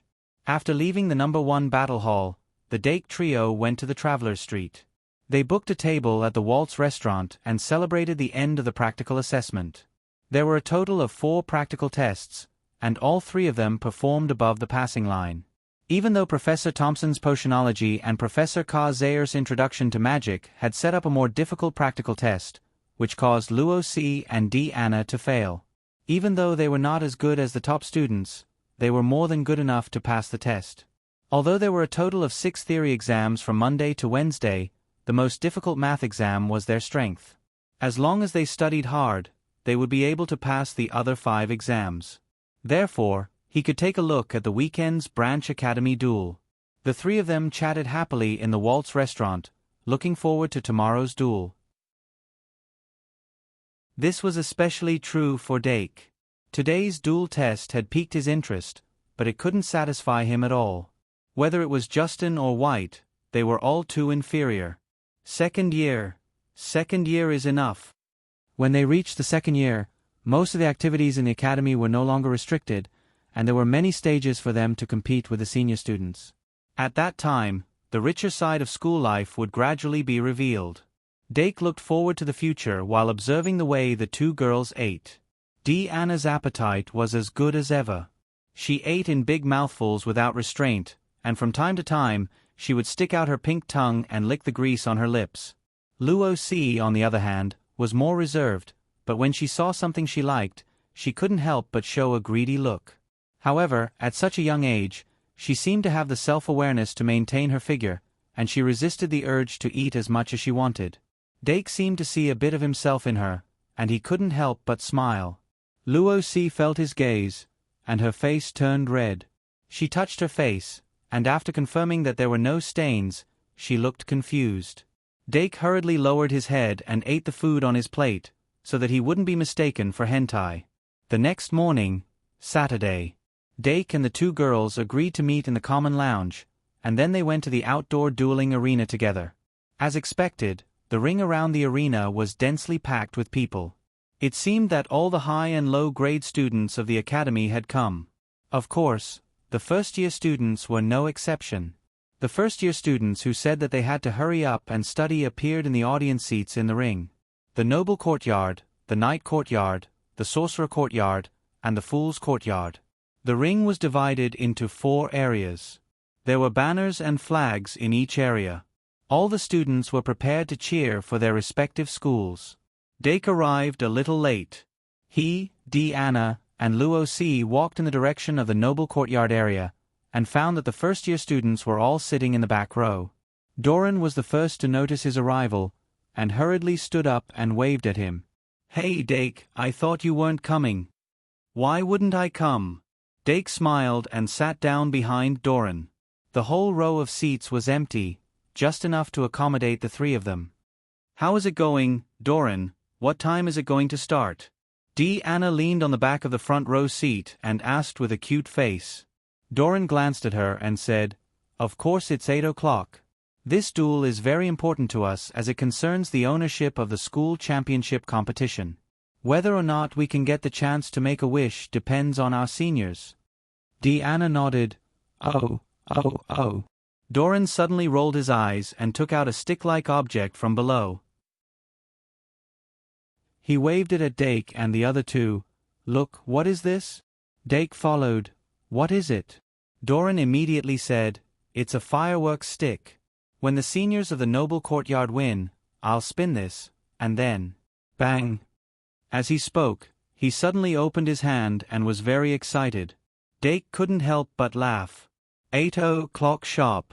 The bell from the direction of the spiral clock tower reverberated leisurely. The outer spectator seats behind the circular belt suddenly rippled like water waves, and the projections of spectators from various branches appeared in the spectator seats one after another. The school championship competition of the Shangmalian Academy was, in essence, a stage for the students to show their talents to the outside world. The reputation of the Shangmalian Academy was maintained in these duels. And those who came to watch this competition, in addition to the parents of the students and the normal audience, were all kinds of famous people. The Shangmalian Academy was the world's largest magisters production base. The magisters who came out of the academy every year could lead the industry trend. And the students who could represent each branch to participate in the duel were definitely the best of each grade. Even if they were not the first, they were most likely the second. Especially the 4 students who represented the 6th grade in the competition, they were definitely worth paying attention to. It could be said that grasping their movements was equivalent to grasping the direction of the era. Therefore, this year's school championship duel was also unprecedentedly grand. Of course, the individual fans of the students were also countless. In fact, the moment the space hub was connected, the audience burst into thunderous cheers. The supporters of each student were clearly divided. Among them, there was a line of people who held the Silver Dragon flag high. Because there was no doubt that the Silver Dragon girl would represent the 4th grade of the Magic Engineering Academy. Ladies and gentlemen, welcome to the Shangmalian Duel Arena. This time, Judy, who was also in charge of hosting, appeared in the middle of the stage after a burst of fluorescent light, accompanied by fluttering petals. Today, Senior Sister Judy was wearing a tailored magic robe. Her light brown curly hair was tied up high, revealing her slender neck, making her look more mature and gorgeous. Before the contestants came on stage, she was obviously the most gorgeous flower in the audience. There seemed to be hardcore fans of Senior Sister Judy in the audience. At that moment, the sound of the explosion overwhelmed the audience. The circular belt. Dake looked at the glamorous Senior Sister Judy on the stage and couldn't help but ask, "Speaking of which, what is Senior Sister Judy's real name?" He was actually asking Doran in the front row, but Deanna next to him blinked and said, "Dake, Senior Sister Judy is so beautiful." Dake nodded and said, "She is very beautiful. But in a few years, Deanna will definitely be more beautiful than her." Deanna laughed. "Hee hee." Dake asked again, "But, which school is Senior Sister Judy from? Which year is she from?" Thinking about it carefully, she has never revealed it. "This," Deanna said. "Anyway, she is not from the aristocratic academy." "That's true." Dake nodded. "If she is from the aristocratic academy, she should have an impression." Luosi also curiously said, "It seems that I have never heard of this senior sister's full name. Which school is she from?" The 3 of them looked at each other and suddenly realized that they seemed to have found a mystery. It was not difficult to solve this mystery. But sometimes, leaving the mystery behind was also a kind of beauty. Duong! The sudden sound of music on the stage once again attracted Dake's attention. The band that appeared out of thin air played the famous Husker on his deathbed, with absolute strength. The atmosphere of the whole stadium became formal. Then, under the guidance of Senior Sister Judy, a total of 20 contestants from 4 schools of 5 grades walked up the stage from behind the curtain. Because they were representing their school, every contestant was wearing a formal school uniform, with school badges and dueling badges. But other than that, it was obvious that everyone had been touched up with makeup. The girls were delicate and picturesque, while the boys were handsome and heroic. The 20 contestants were in groups of 5 and stood from left to right. Then, Senior Sister Judy gave a simple self-introduction to each contestant. Dake listened carefully and found that there were a few familiar faces. First, there was Pan Duola Doragon from the Magic School. As a famous Shangmalian celebrity, Senior Sister Pan Duola represented the Magic School as the champion of the 4th grade. Then, there was Winnie Scaldy from the magic school. This senior sister, who was unexpectedly eliminated by the third-grade Tom Nixon at the Easter Dueling Festival, appeared on the dueling stage again. But this time, her demeanor was clearly different. She was clearly serious. And the third-grade representative from the House of Fools was not Tom Nixon. The second-grade representative from the House of Nobles was also not Elsie Kevin or Mary Bond, who Dake was more familiar with. Instead, the fifth-grade representative from the Knight Academy was still the Knight Baron Noah Sharp. As for the fifth-grade representative from the House of Fools, it was not the Dragon Slayer Luke Beck. Dake curiously looked at the unfamiliar seniors and suddenly noticed that senior sister Panduola was staring at him. He couldn't help but smile and raise his hand to wave. Anna and Luo Si looked at each other and immediately raised their hands to wave, cheering for senior sister Panduola. Then, Doran suddenly turned around and asked in confusion, "Why are you cheering for the magic school? That's our mortal enemy this year." If the House of Nobles wanted to win the school championship this year, the magic school was the biggest threshold in front of them. Doran naturally didn't like it. "You don't understand." Anna put down her hand and said in an old voice, "We have a good relationship with senior sister. If senior sister wins, we're happy. If senior sister loses, we're happy. It's a win-win situation." Luo Si couldn't help but cover her mouth and laugh. "I think it's the secret to smiling all the time." Doran only felt that this woman was really unreasonable and turned his head with a dark face. Dake couldn't help but snicker. The school championship duel, referred to as the school championship, officially kicked off at around 9 o'clock. According to the regular competition system, 5 contestants from each branch would form a group, and each group would have a duel with the other 3 groups. The winner of each duel could win 10,000 temporary credits for the branch. There were a total of 6 rounds of duels between groups, and each round had 5 duels. After these 6 rounds, it would be the year-skipping challenge. The contestants would choose seniors from other branches who were higher in grade than them to challenge them. In addition to the 10,000 basic credits, the winner would also receive additional year-skipping challenge credits, 10,000 for each level. By the end of the competition, the branch with the most accumulated points would receive a reward of 100,000 credits. These credits would be counted in the school championship duel. When the contestants finished their introductions and left the stage one after another, senior sister Judy activated a magic card and summoned the symbols of the 4 branches: the crown, the lance, the grimoire, and the full tarot card. Then, she arranged these 4 symbols in a circle and moved the pointer in the middle. After 2 moves, the pointer pointed to the crown and the grimoire respectively. This meant that the first round of the school championship duel would be between the aristocratic courtyard and the magic courtyard. The 2 branches with the highest credits clashed in the first round, instantly causing the atmosphere to rise. Between the students of the aristocratic courtyard and the magic courtyard, it was as if there were flashes of lightning. The atmosphere was anxious. The cheerleaders of both sides suddenly raised their flags, cheered with high morale, and started the battle off the stage. And the contestants of the 2 branches also appeared on the stage one after another. 2 in 1 4,000 plus. Let's see how much I can write before tomorrow morning.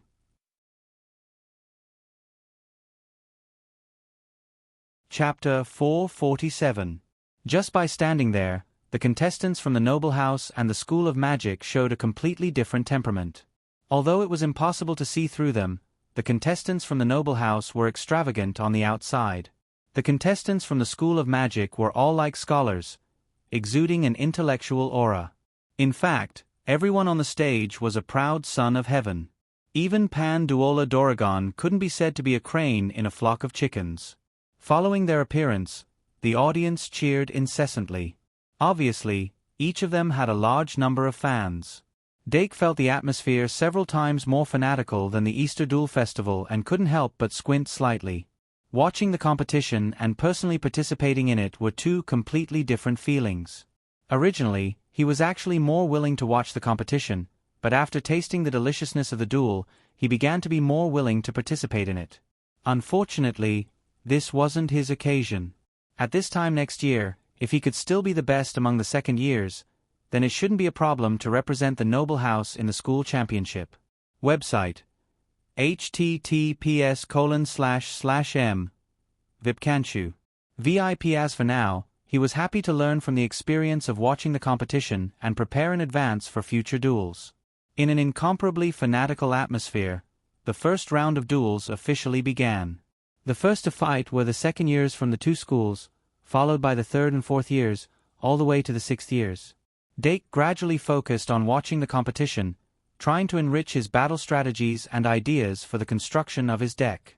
The battles between the second years didn't give him too many surprises, but from the third years onwards, his horizons had been broadened. The third year of the School of Magic, senior sister Winnie Scarty, showed an extremely oppressive strength when she was serious. Dake had fought with Tom Nixon, who had eliminated her in the Easter Duel Festival, and won in the end. But at this time, sitting below the stage and watching the battle, he only had one feeling. It seemed that even if he were to duel with this descendant of the Winter Sage with his current deck, he could be crushed like a storm. That already very strong third year of the noble house was completely not enough to look at in front of Winnie Scarty.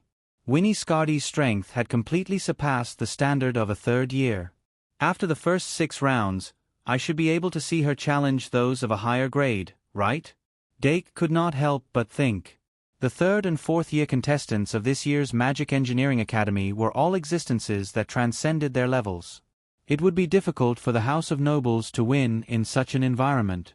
With Winnie Scarty's victory, it was finally time for the duel between the fourth years. Panduola Doragon's appearance caused another uproar. Dake waved at Panduola, who was looking at him from the stage. Then, he witnessed the tragic scene of Panduola violently beating up a fourth-year student from the aristocratic academy. This year's Mage Institute is really too strong. Dake carefully observed the duel and realized that Panduola didn't use fusion in this duel. He didn't know if it was because he couldn't complete it or because he didn't choose to use it. In short, Panduola won as expected. After these 2 consecutive defeats, the morale of the aristocratic house fell even further. However, neither side's contestants were affected. In the fifth year's duel, the contestant from the aristocratic academy finally defeated the contestant from the Mage Institute and evened the score. In the sixth year's duel, which could be considered the final victor, the sixth-year contestant from the aristocratic academy and the sixth-year contestant from the Mage Institute engaged in an incomparably fierce and bitter battle. The strength of the two sides was very similar, and there were countless ways to resolve the situation. A series of special moves were even more dazzling. After a dozen or so rounds, the curtains finally fell on this evenly matched and bitter battle. The sixth-year contestant from the aristocratic academy won by a single move and finally won this round. The supporters of the House of Nobles danced wildly after such a difficult victory. However, the supporters of the School of Magic didn't fall behind. They cheered for the School of Magic with thunderous cheers to encourage the School of Magic. The outcome of this round could not determine anything. The following rounds were still important. After the first round, Senior Judy once again summoned the symbols of the 4 academies and moved the needle to select the Academy of Fools and the Academy of Knights. This was also a unique round of duels, which made the spectators exclaim in satisfaction. In the end, the Academy of Fools was a dark horse and defeated the Academy of Knights by a score of 3-2. In the eyes of the audience, the Academy of Fools was not an ordinary academy. The Academy of Knights had actually lost to the Academy of Fools. This was undoubtedly a disgrace. As for the Spinach fans who had joined the Academy of Knights, they had suffered even more losses and were cursing wildly. There was a trace of chaos in the audience. However, the security of the Shang-Molian academies was naturally not low, and it was far from being a place where 1 or 2 people could act rashly. Thus, the trace of chaos quickly disappeared. Immediately after, the third round of the competition began, and the audience's attention was completely diverted to the competition itself. The fateful duel between the aristocratic academy and the Academy of Knights sparked intense discussion. After 3 rounds of the competition, the stadium entered intermission time. Dake and his classmates went to the cafeteria to eat together. Along the way, the boys could not hide their excitement. In the fateful duel between the aristocratic academy and the Academy of Knights, the aristocratic academy won by 1 point. In the 3 rounds in the morning, the aristocratic academy won 2 rounds and the Academy of Knights lost 2 rounds. For the students of the aristocratic academy, this result was very much in line with their wishes. The students of the aristocratic academy, who had fought fiercely with the Academy of Knights for several years, could not wait to see the Academy of Knights fall to the bottom. But the knights were strong and courageous, and would not be defeated. They should have a strong belief that they would return to the battlefield even if they fell to the bottom. After lunch, the 4th round between the Academy of Knights and the Academy of Magic Devices went against the trend and defeated the Academy of Magic Devices with a score of 3-2. But then, in the 5th round, the Academy of Magic Devices defeated the Academy of Fools in a crushing manner and turned the tables. In terms of overall wins, the Academy of Magic Devices was even higher than the Academy of Knights. The Academy of Knights, who had won 7 rounds, and the Academy of Magic Devices, who had won 8 rounds, turned their attention to the final round of the equal-level duels. The Aristocratic Academy versus the Academy of Fools. Since the Academy of Fools could not even defeat the Academy of Magic Devices, which had lost to the Aristocratic Academy, logically, they should not be able to defeat the Aristocratic Academy. But the facts spoke louder than words. In the battle between the Aristocratic Academy and the Academy of Fools, the Aristocratic Academy had suffered a crushing defeat. The Academy of Fools went against the trend, and with a wild reputation, the Aristocratic Academy was relegated to the mortal world. In the end, the Aristocratic Academy won 8 rounds, tied with the Academy of Magic Devices, and tied for first place for the time being.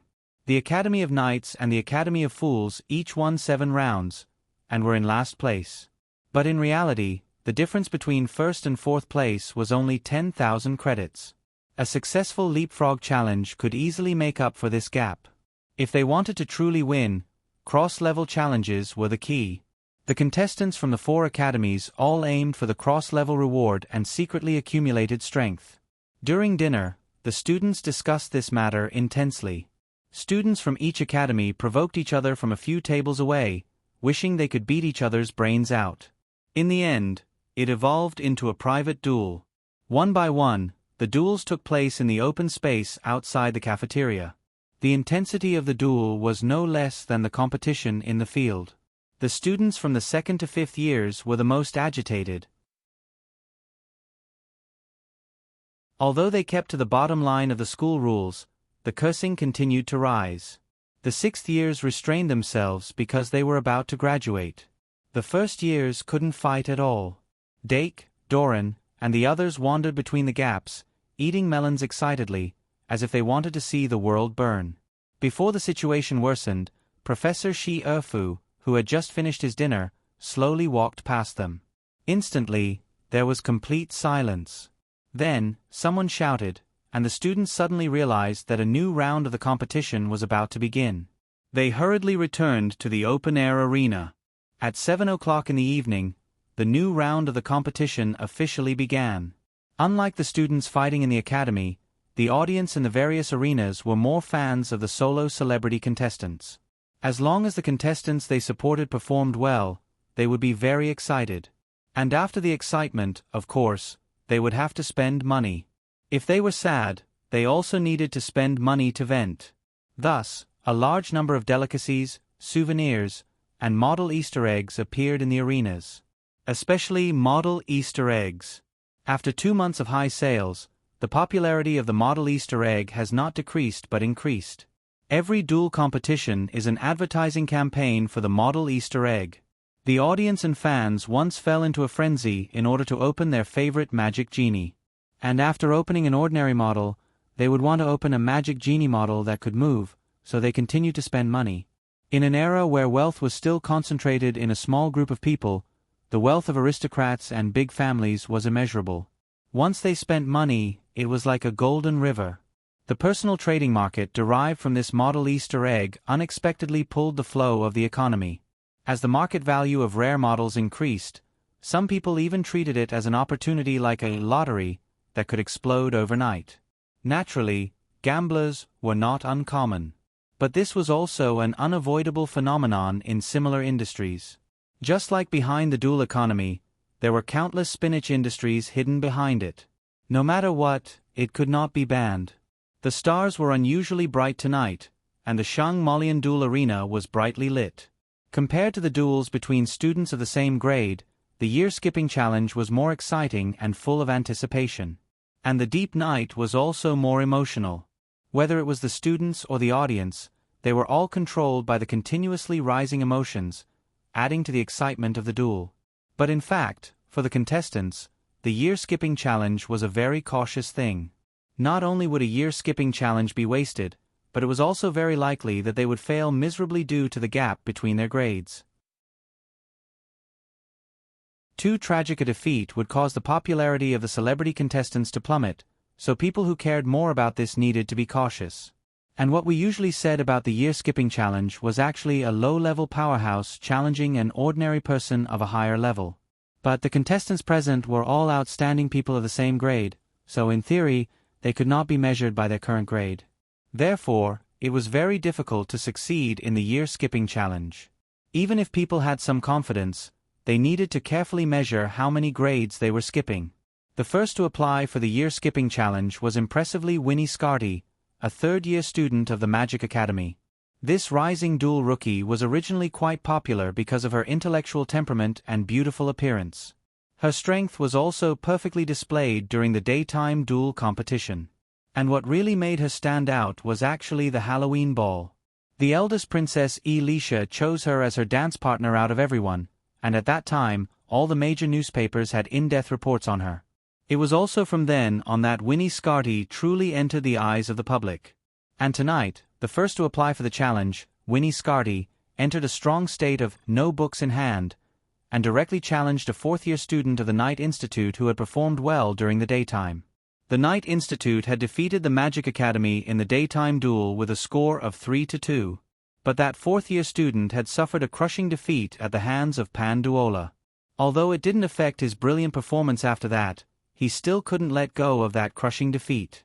Now that he was suddenly chosen by a third-year student of the Magic Academy to challenge someone of a higher grade, he couldn't help but feel that the Magic Academy was treating him as a pushover. Because of this, the fourth-year student's anger was ignited, and he stepped onto the stage with the mentality of teaching a good lesson to the younger generation. On the other side of the contestant platform, Winnie Scarty was extremely calm. Her beautiful face was illuminated by the starlight and dazzling. After both sides stepped onto the stage at the same time, they decided to quickly enter the preparation stage and then cut into the battle stage. Winnie Scarty faced the fourth-year student, still maintaining a strong stance that was completely inconsistent with her usual temperament. From the start, she had suppressed the fourth-year student. It was almost the exact same rhythm that Panduola had used to defeat the fourth-year student, cleanly defeating him. The fourth-year student of the Knight Institute still had an expression of disbelief when the magic conducting ball completely returned to 0. The cheers from the audience because of the success of this first-year challenge were like a tsunami that constantly rushed into his ears, causing him to suffer a huge blow. Before this duel, he had been thinking about which fifth-year student to choose to challenge someone of a higher grade. That spirit had been directly beaten out of him. And after Winnie Scarty, another fourth-year student of the Magic Academy, Panduola Doragon, also chose a fifth-year student of the Noble Academy with a strong stance. The fifth-year student who had helped the Noble Academy turn the situation around in the duel between the Noble Academy and the Magic Academy did not dare to underestimate the extremely famous Silver Dragon Lady. The duel unfolded amidst wave after wave of cheers. The speed and fierceness of the opening of both sides exceeded the understanding of the first-year students. The intensity of the duel was not inferior to any of the battles between the sixth-year students during the day. The slender white dragon that was so beautiful that it seemed to be able to break through reproductive barriers appeared once again, causing the white dragon fanatics to cheer with all their might. A huge banner depicting the white dragon's full appearance fluttered in the wind. The uniform slogan of "Silver Dragon Lady" at this time did not make people feel embarrassed at all. The entire huge audience seemed to be occupied by the fans of the Silver Dragon Lady. And in the midst of the fiery cheers, the Silver Dragon Lady did not disappoint and suppressed her opponent with an awe-inspiring posture. 2 in 14/100+.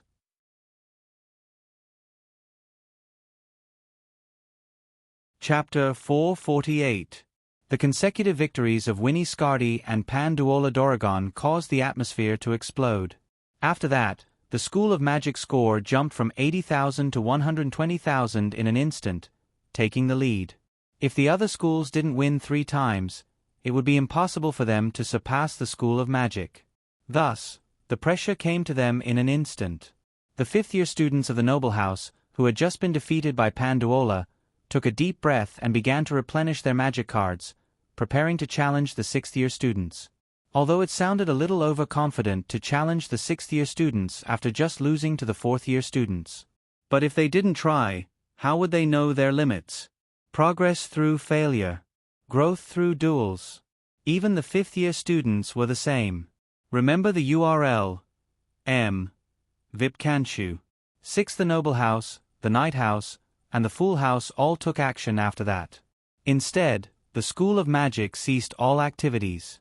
But the difficulty of challenging someone of a higher grade was vividly displayed. Wanting to surpass at least one grade and defeat an equally outstanding expert wasn't something that could be done just by saying so. After that, the challenges failed one after another.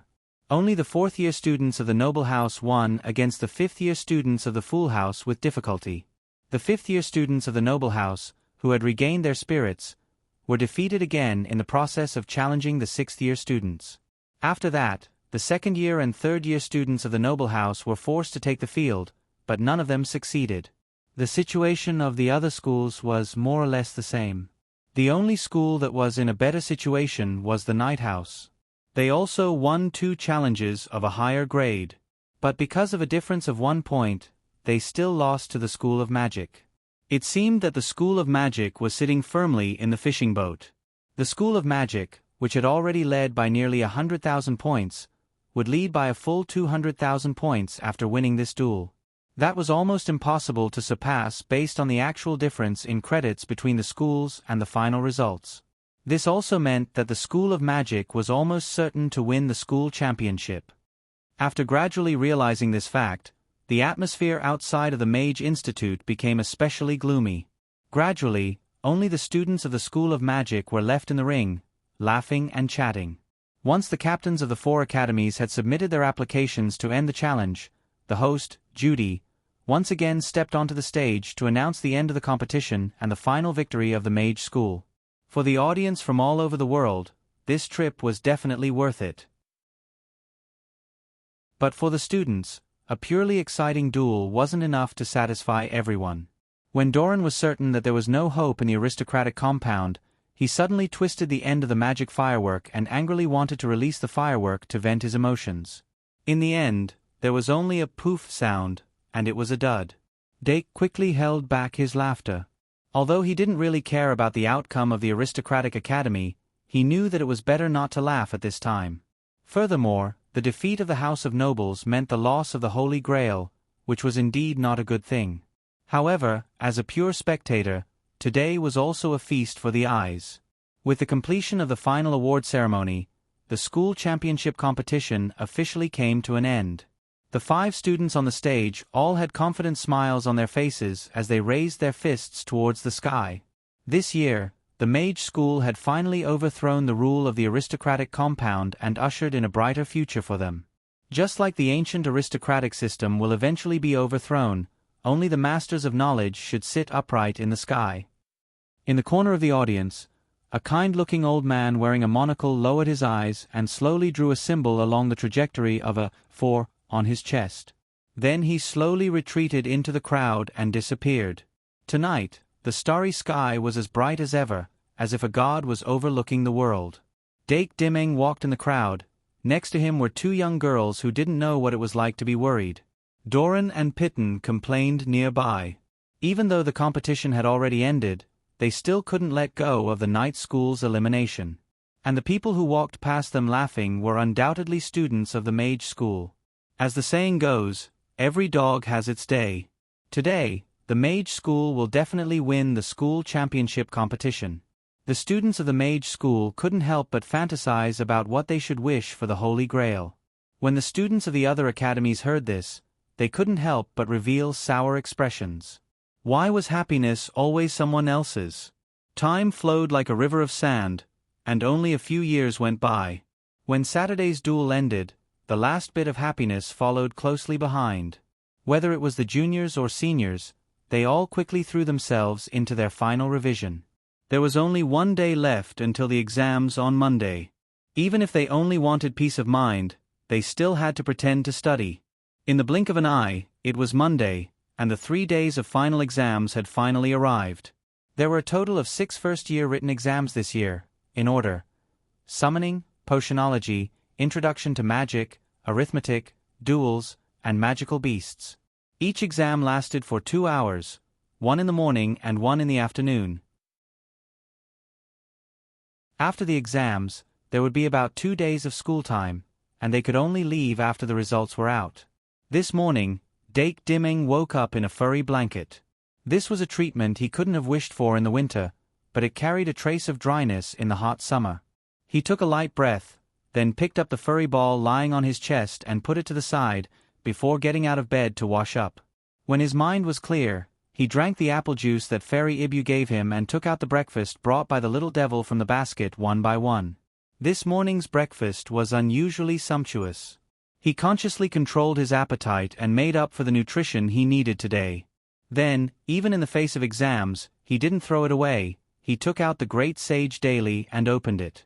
With one look, he spat out that mouthful of apple juice. On the headline of the Great Sage Daily News, there were the following words: "Shocking. The undying Demon King will be executed." The picture attached to the banner was an old man in bishop's clothing. The old man had small round glasses on the bridge of his nose, and he looked like an old pedant. And where the old man's eyes were pointing, there was a thick black fog sealed, and a pair of blood-red eyes faintly lit in the black fog. Looking down, the report clearly stated the old man's identity. He was a scholar of the Holy Church, and before entering the church, he was called the Sage of Suffering. Dake's attention was almost immediately attracted by this report. He put down the teacup in his hand and carefully read it. After a moment, he raised his head, and his eyes flashed. Pfft. The little devil stuck close to his face and read the newspaper with him, but he couldn't help but laugh. Dake asked, "Is it funny?" "The little devil is so happy."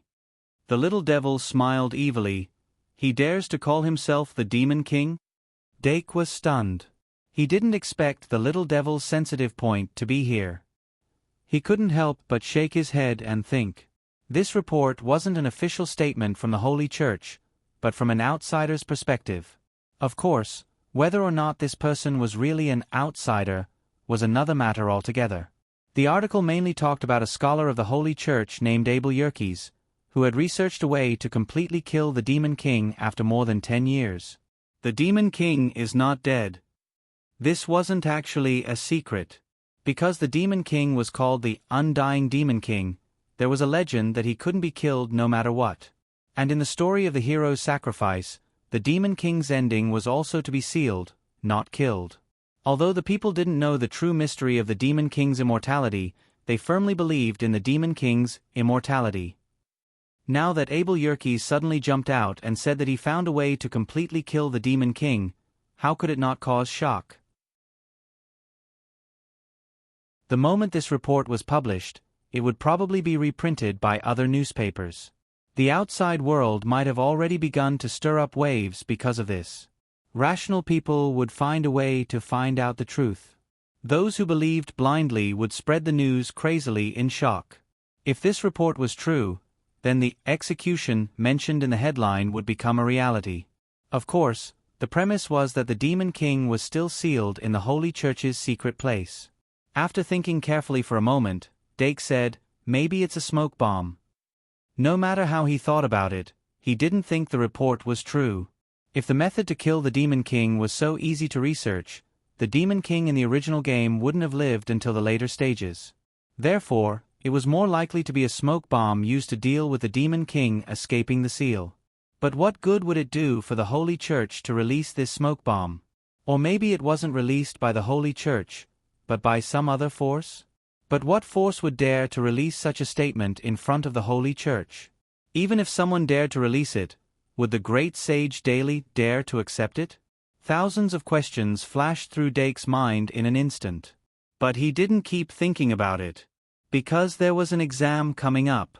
When he went out, he temporarily put aside his thoughts about the report and agreed to meet up with Anna and Luo C in the common room, and then they went to the classroom together. There were quite a lot of people who had the same idea as them. When Dake sat down in the common room, he found that there were more and more people around him.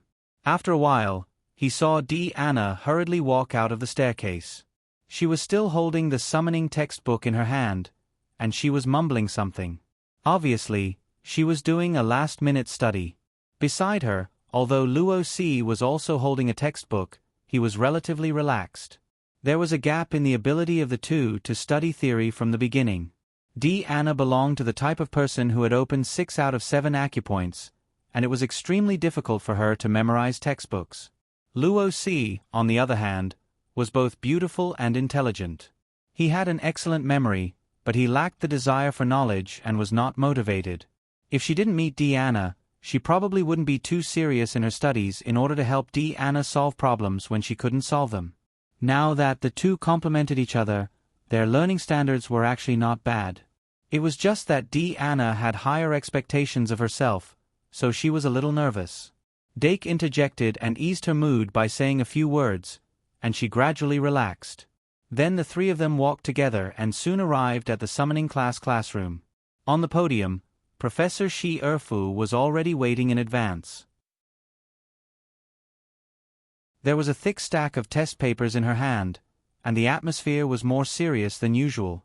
The students below the stage who had entered the classroom were all silent. Those who brought textbooks or review materials were silently flipping through them. "It's that smell." Dake sat in the back row by the window, but his mind was filled with memories. The few first-year professors didn't have the habit of conducting tests. Even at the end of the last semester, there were only big projects and no exams. He almost forgot how it felt to enter the exam room. 10 minutes past 8 in the morning, Professor Shi Erfu saw that all the students had arrived. She said a few words and then handed out the test papers, but prohibited the students from writing. The exam officially began when the bell rang at 8 o'clock. Dake quickly skimmed through the questions from the beginning to the end, and had a preliminary understanding of the length of the test paper. Then, he began to answer the questions from the beginning. The exam time was from 8 to 10 o'clock, which was a full 120 minutes. However, the length of the test paper was much shorter than Dake expected. This might be because this world didn't have the 3-year mock 5-year college entrance exam, nor did it have the habit of taking exams frequently. Therefore, the students lacked exam experience and their answering speed was limited. Therefore, the professors wrote the test papers based on the speed of most people. However, this was not enough for Dake Dimeng, who came from an exam-oriented education. In just half an hour, he finished answering all the questions. In order to get a high score, he began to carefully check his answers. In fact, when he took exams in his previous life, he didn't have the habit of checking his answers. However, he was no longer the same person he was in the past. After he was born in this world and his memories were awakened, his willpower was honed. This was reflected in the fact that he had more patience during the exam. After checking his answers 3 times and correcting one of the careless mistakes, Dake put down his pen and looked at Professor Shi Erfu on the podium. Professor Shi Erfu glanced at him and pointed at the blackboard. One of the things to note was clearly written on the blackboard: "The exam time is less than an hour. You cannot leave the exam room early." At 9 o'clock sharp, Dake put away his pen and paper and was about to hand in his paper.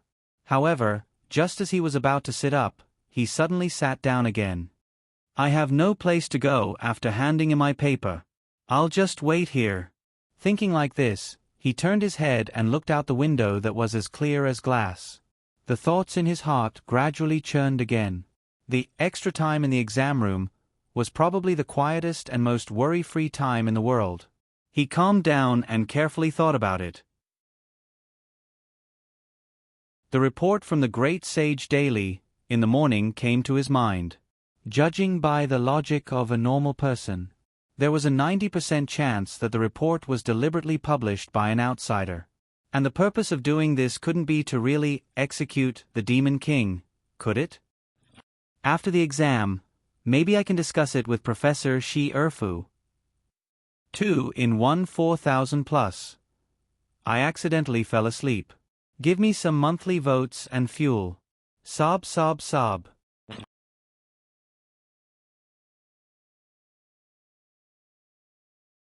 Chapter 449. After all, this was the first final exam and very few people handed in their papers in advance. Even if they finished, they would just wait in the classroom obediently.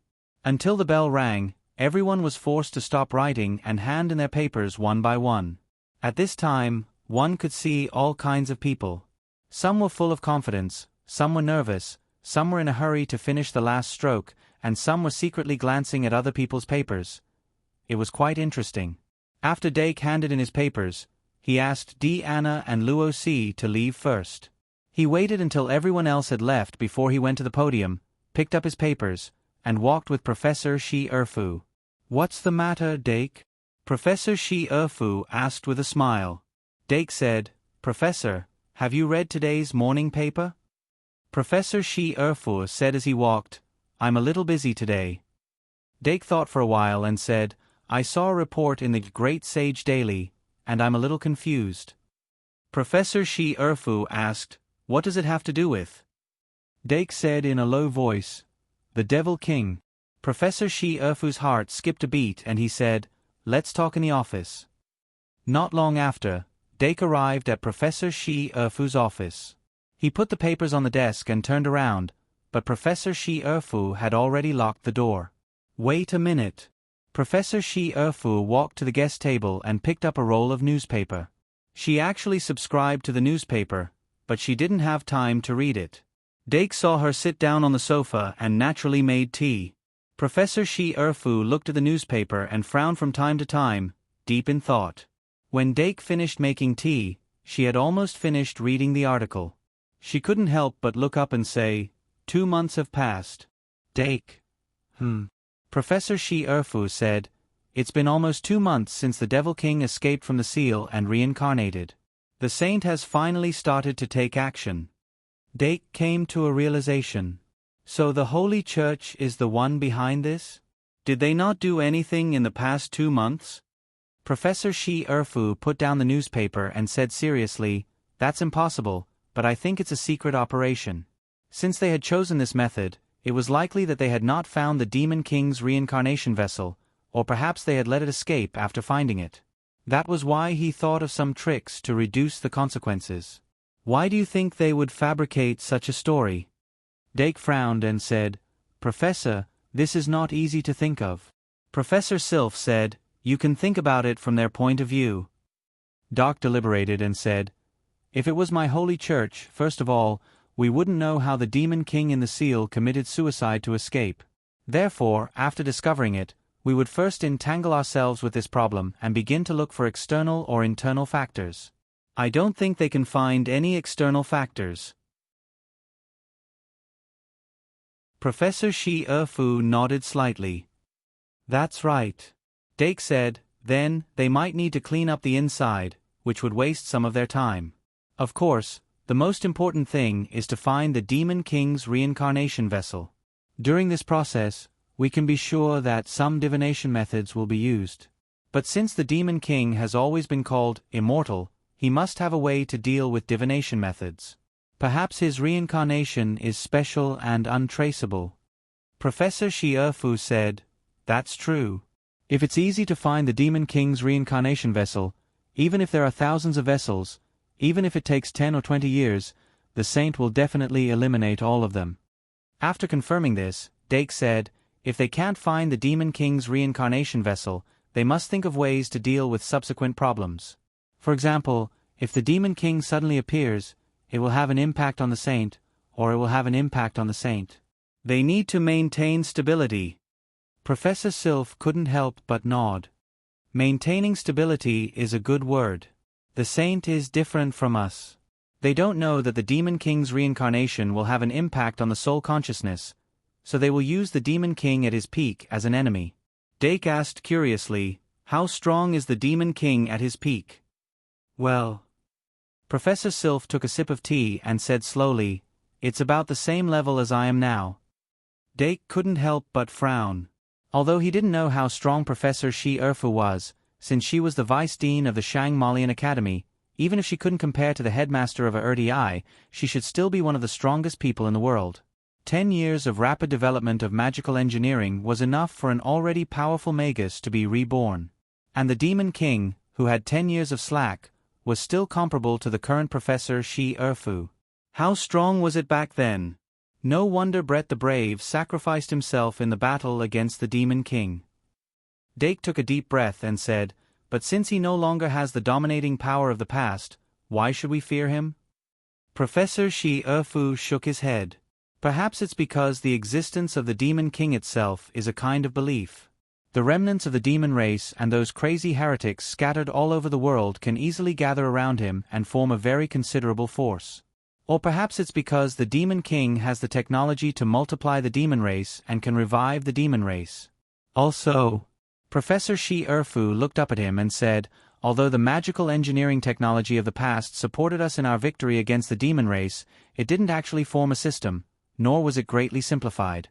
But now, not only has the magical engineering technology been greatly improved in depth, it has also formed a system and a systematic learning method. It's not difficult for people with enough talent, especially those with a deep foundation in magic, to learn it." Dake couldn't help but ask, "Just like Vlad?" Professor Shi Erfu nodded. "Just like Vlad." Dake thought for a moment and said, "This is indeed a problem. The Holy Church believes that the Demon King will become a great threat, and if the situation really gets worse, they will become the sinners of history because they let the Demon King escape from the seal. So, whether it's to maintain stability or to protect themselves, they need to remove themselves from this vortex." "I think I understand now." Professor Shi Erfu's expression changed slightly. "What do you understand?" Dake said excitedly, "The Holy Church of today undoubtedly has one of the most powerful voices in the world. In the eyes of ordinary people, their words are authoritative. If one day they suddenly announce to the public that the Demon King has been completely killed, there will be people who won't believe it, but there won't be too many people who won't believe it. And as long as they establish the fact that the Demon King is dead before the Demon King announces his return, they will completely kill him in public opinion. In other words, even if the Demon King reappears, as long as no one believes it, it won't be the Demon King, and it won't cause a worldwide panic. As long as the Holy Church deals with it quickly enough, the returning Demon King can be the remnants of the demon race in disguise, or it can be the heretic church in disguise. Everything depends on the Holy Church itself. If you control the mouthpiece of the people, you control the truth of the world. And this report is the first step to create momentum." Shi Erfu's lips parted in surprise. She had thought of this, but she didn't expect Dake's opinion to be more detailed than she thought. If the Holy Church was really acting like Dake said, then they were undoubtedly concocting a lie for the whole world. Between admitting defeat and deceiving the world, they chose to deceive the world. Once they succeeded, it would be wonderful. But this seemingly wonderful plan actually bore a greater risk than admitting defeat. If the Demon King gained power and this matter was exposed, the Holy Church would be consigned to eternal damnation. Who came up with this plan? Professor Shi Erfu couldn't help but think. Was there such a crazy person in the Holy Church? Weren't they afraid that other forces would get hold of the evidence of their deceit and overthrow them? But then again, if it was the royal family who had the evidence, they would probably just keep quiet.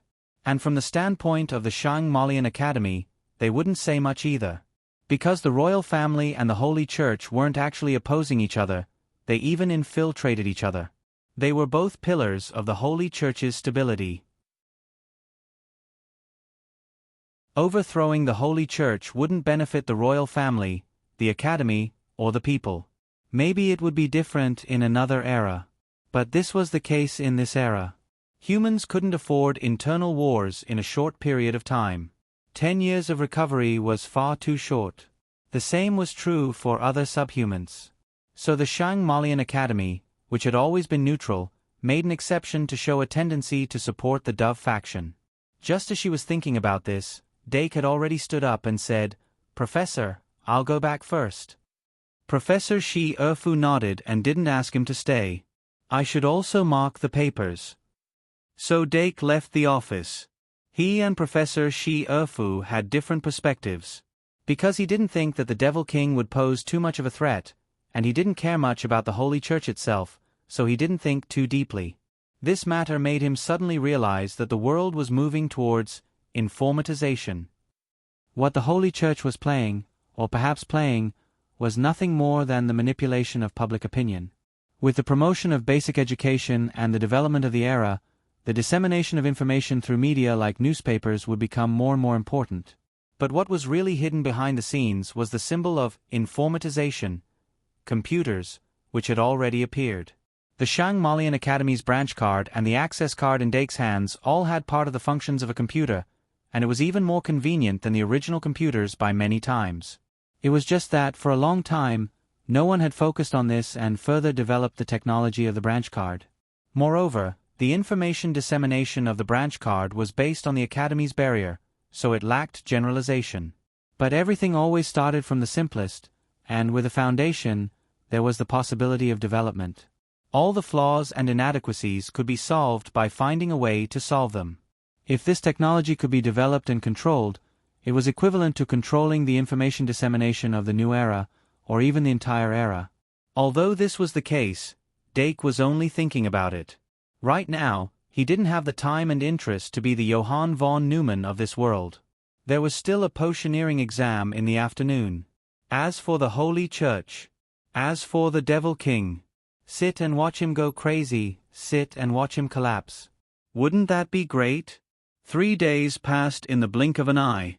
When the last magical beast exam ended, most of the students seemed to have been freed from purgatory, and they couldn't wait to howl at the sky like wolves. Among the 6 exams completed in these 3 days, the most difficult one was still arithmetic. This could more or less be seen from the deathly pale faces of the students who walked out of the examination hall that day.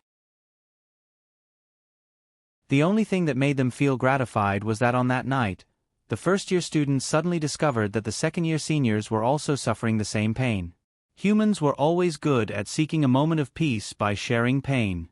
In the second-year arithmetic class, Professor Bacon not only used the teaching materials compiled by Dake, but also used the original second-year teaching materials for further processing, making this batch's arithmetic class unprecedentedly difficult. After Dake found out, he couldn't help but feel lucky that the teaching materials were written as unknown in many places. Otherwise, if the second-year seniors knew that the devil was right in front of them, wouldn't they drown him? Compared to the high difficulty of the arithmetic exam, there was a surprisingly easy exam among the 6 subjects.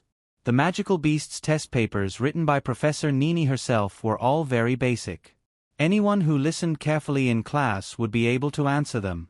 However, Magical Beast was originally an interest class in the first year, just like astronomy, and there was no need to increase the difficulty level. In short, the students who walked out of the classroom for the Magical Beast exam were obviously much more relaxed. After finishing all the exams, the first-year students didn't even have time to return to the dormitory to put down their backpacks and other things. Instead, they swarmed into the especially open Travelers Street in groups of 3 to 5 to celebrate the upcoming 3-month-long holiday. Dake didn't want to go at first, but he had no choice but to follow under the tutelage of Doran and Pittan. Anna and Luo C naturally followed as well. Both of them were in a good mood. However, the first-year students were still rather inexperienced, and they were dismissed after a meal. There were no other activities. Most of them only strolled around Travelers Street before returning to the common lounge of the aristocrat compound to chat and play chess, having a lot of fun. Following this, they had at least 2 extra days to stay in school. They could only leave school after the professors finished grading the exam papers and distributed the results. In addition, the professors would distribute different grades of summer homework according to each student's score. On Friday night, there would be an end-of-term party and a graduation ceremony. The school championship competition and the Holy Grail wishing event would also be held at the same time.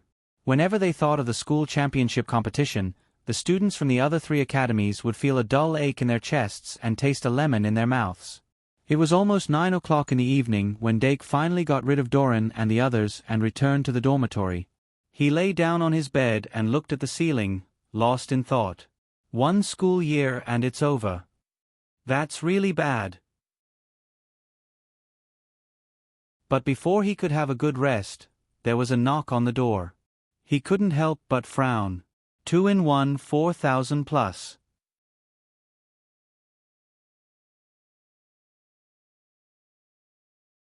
Chapter 450. On the last night of May, Dake had originally planned on emptying his mind and not thinking about anything, leaving everything for tomorrow. But it seemed like someone didn't want him to have a good rest. He straightened up from the bed and lazily glanced at the magic guide fairies in the bedroom. Fairy Ibu, who had been quietly watching him, immediately stood up and walked towards the door with its head held high. As its master's most intimate little jacket, it obviously knew what it should do at this time. But after opening the door with its ribbon tentacles, it couldn't help but let out an unhappy cry. "Hey!" Anna, who had appeared at the door, greeted it. Luo Si, who had walked out from behind Anna, bent down and tried to pick up this cute magic guide fairy. However, Evie immediately took a few steps back and glared at Rose vigilantly. Then, he ran back into the room with loud thumps. Seeing Fairy Ibu run away, Luo Si couldn't help but reveal a trace of disappointment. Anna still asked casually, "Dake, can we come in?" "Come in." Dake yawned and relaxed again. After Anna and Luo Si closed the door and walked in, Fairy Ibu, with a face full of complaints, used its ribbon tentacles to take out 2 cups from the cabinet, poured apple juice and pear juice into them, and then brought them to the table. "Thank you." Luo Si politely thanked it and, as usual, chose the pear juice that could remove acne and nourish one's skin. Anna, on the other hand, took a sip of the apple juice and let out a big sigh. "What's wrong?" Dake, who was sitting by the bed, asked casually. Anna secretly glanced at him and said, "We have to go home in 2 days." Dake laughed. "Don't you always say you miss home?" "I do." Anna pouted. "But when I go home, there's no one to play with me." Dake asked curiously, "I remember that the giant bear clan has a very prosperous population, right?" Anna pouted even harder. "But whenever they meet, they will either arm wrestle or fence. I just want to go shopping, have some snacks, and buy a doll." Dake rolled his eyes and thought about it. He had a feeling that the people from that family might really be capable of doing such a thing. But shopping, eating snacks, and buying dolls? Heh, women. "Then let's go play with Luo Si," Dake said. "Viscount Flotty's mansion is also in the royal capital, right?" Anna added, "But Luo Si said that she will be grounded when she goes home." Dake glanced at Luo Si and recalled her words. He shook his head helplessly. "It's not like Viscount Flotty's manor can stop you." Anna's eyes lit up. She nodded and said happily, "Yes. If he doesn't open the door, I'll tear it down." Luo Si was both angry and amused. She quickly said, "Please don't. That will cause trouble for my uncle." Anna squinted. "Of course not. I'm just kidding." But Luo Si already had a vague feeling that something bad was going to happen. Dake watched the interaction between the two. He thought for a while and said, "If you need, you can come to the Duke's manor to find me. I usually don't go out." It's best if you let me know in advance. I'll have someone prepare some desserts." "Speaking of desserts, I'm not sleepy anymore." Anna rolled her eyes. She was obviously excited. How could Doc not know that their purpose for coming here tonight was to say such a thing? Not to mention Luo Si's family problems, Anna would probably not be able to go out as she pleased after she went home. But if their destination was the Duke's manor, no parents would stop them. But it seemed that there was nothing at home to entertain them. We'll see." Dake shook his head. That was not his mission. Then the 3 of them chatted for a while. From time to time, Anna and Luo Si glanced at the vampire's daughter, who was shaking her head and muttering words. Even though they had met the vampire's daughter several times when they came here earlier, they still seemed to care a lot about her. Dake thought that it was because the vampire's daughter was too cute. After half an hour, she pretended to be sleepy. Anna was still chattering. Dorm 201 became quiet again after Luo Si dragged her away. "Can we sleep peacefully now?" Dake looked at the time. It was already past 10 o'clock. So he prepared his pajamas and took a nice bath. But during the bath, there was a knock on the door again. Who was it this time? Dake had to take a bath as soon as possible. He put on his pajamas and walked out of the bathroom. He saw Eudora sitting timidly at the table, holding the hot milk with two small hands and sipping it. Dake couldn't help rubbing his eyebrows and took the initiative to say, "Good evening, Eudora." "Good evening." Eudora's tone immediately rose. "Sorry to disturb you." "It's okay," Dake said as he wiped the dew on his hair with a towel. "Why are you looking for me so late at night?" Eudora whispered, "I saw Anna and the others. So you have been guarding when you saw them come in. After they left, you came here?" Dake couldn't help rubbing his eyebrows and asked, "How was the exam?" Eudora pursed her lips and her eyes were a little dim. "Not very good." Dake subconsciously comforted her. "It's okay. The exam is actually a process of testing yourself. Make up for where you lack. But this long vacation is 3 months. Don't be idle." And Eudora nodded vigorously and said, "After the vacation, I will go to the Star Tower to study with Professor Midya. I will not embarrass myself again next semester." "How are you embarrassed?" Dake said helplessly, "By the way, will Professor Midya continue to work next semester?" Eudora thought for a while and said, "Probably. She seems to be preparing to open a course specializing in astrology or divination." "That's good." Dake glanced at little Ivan, who had been secretly glancing over, and smiled. "In this case, my Ivan can continue to study astrology." Eudora looked at Ivan, who was obviously excited and couldn't help but say, "So cute." Dark waved his hand, and Ibuchon ran over eagerly. He hugged little Ivan on his body, sat down by the bed, and chatted with Eudora casually. Eudora didn't pester him too much and left after 10 minutes. The two said good night to each other and left through the door. Dake returned to the bedroom and dried his hair, thinking that he could finally lie on the bed and read comfortably for a while. But he didn't expect that not long after he lay down, the vampire's daughter stuck to him. He couldn't help but show a helpless smile. He touched her little head dotingly, then picked up the storybook and told her a story. Once upon a time, there was a temple in the mountain. The night was gentle, caressing his cheeks. The magic elf slowly gathered around the bed and listened to him tell the story of the past. When the morning light kissed the earth again, it was already June. Dake Dimang woke up from his sleep and immediately searched for news related to the Holy Church in the morning newspaper. But these days, the newspaper was only talking about the Holy Church scholar, Abel Yerkes. It made people feel that there seemed to be controversy within the Holy Church about this crazy decision, so the implementation was not very smooth. Of course, it was not as simple as it looked on the surface. After Dake put down the newspaper, he opened the curtains and looked outside, feeling a little excited. After all, he was about to go home for the holidays, so of course he would be happy. However, after breathing in some of the morning air, he sat down again and began today's topic. After only 2 hours, he wrote a simple test paper, then handed this test paper to Magic Guide Secretary to scan and show it one by one. Immediately afterward, the magic elf sat upright in their seats, copied the questions of the test paper one by one, and then began to answer them. In view of the difficulty in writing speed of some magic elf, Dake gave them plenty of time to answer the questions to ensure that each magic elf could finish the questions. Then he first marked the Dilu Beast's test paper. After confirming that this was a perfect answer, he gave it an answer and let it be responsible for marking the homework of other magic elf. After that, he gave the top 3 rich little red flowers as rewards according to the score, further arousing the magic elf's enthusiasm to learn. In this way, the exam for the magic elf was over. What was unexpected was that the top 3 were the Dilu Beast, Fairy EV, and EV. Dake originally thought that the little fiend beast would be in the top, but he didn't expect that Fairy EV would catch up and be second only to the Dilu Beast. And Ibuchon's hard work all this time also paid off, being in 3rd place. As for the Lion Beast, Meow Meow, and the Vampire's Daughter, in the end, they fell behind in terms of learning time and couldn't compare to the intelligent Dilu Beast and Fairy EV who were born early. Dake finally posted the results on the wall and left the dormitory. As soon as he left, the dormitory immediately became noisy.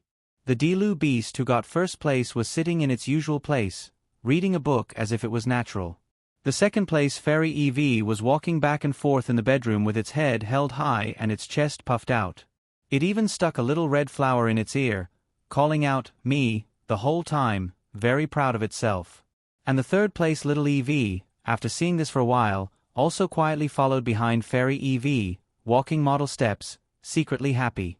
Seeing these two EVs so proud of themselves, the sixth place little fiend beast could only stare with a face full of anger, almost causing internal injuries.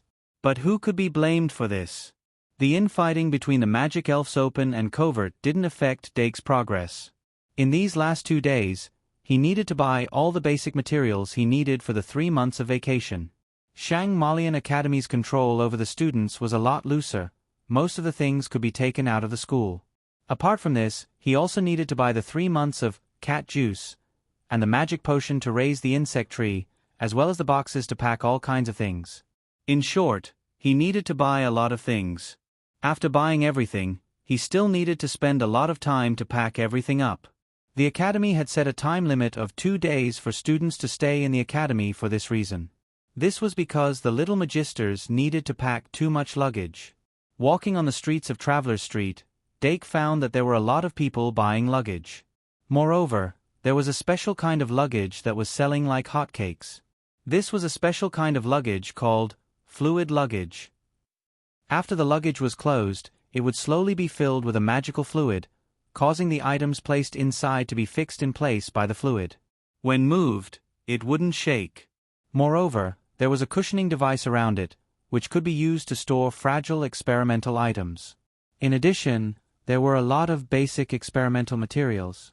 The students only needed to buy materials of the corresponding grade, which was very convenient. Although the summer vacation homework hadn't been given out yet, there would definitely be a lot of experimental homework. Dake waited until 8 in the evening before returning to the dormitory with a lot of things. He had used up a lot of energy. Afterwards, he began to pack his luggage, putting all kinds of things into the luggage according to their categories. The magic elves also followed suit and organized their own little things. At 10 o'clock, the dormitory gradually had a few more large luggage filled to the brim. Dake took a light breath, washed up, and began to absorb a new round of great sins. In May, he only made 1 young blue-eyed dragon, and 2 bliss 3 month. After that, he stored up the pride and greed that he absorbed. Now, the pride and greed stored in the worm tree were 5 points each. The changes in the Great Sins Index were also relatively limited. System: expand the index. He casually called out the list and compared it to May. Pride, 95-92. Envy, 39-38. Rage, 82-80. Sloth, 69-70. Greed, 95-93. Gluttony, 73-75. Bliss, 80-82. Originally, after drawing 15 points last month, pride and greed were only left with 90 points. However, after a slight increase, they reached their current level. Pride is at 92 points. Greed is at 93 points.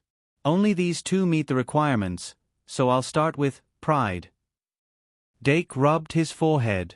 If he wanted to break through Great Sins 3 and make Great Sins X, 30 points of Great Sins was the first requirement. He had to try once every 3 months during the summer break. He had done the most research on pride, so if possible, he would prioritize pride. In short, he spent some time calming himself down before using Soul Loss Curse and Underworld Spirit Spell to carefully extract 5 points of pride. With this, Pride's reserve reached 8 points.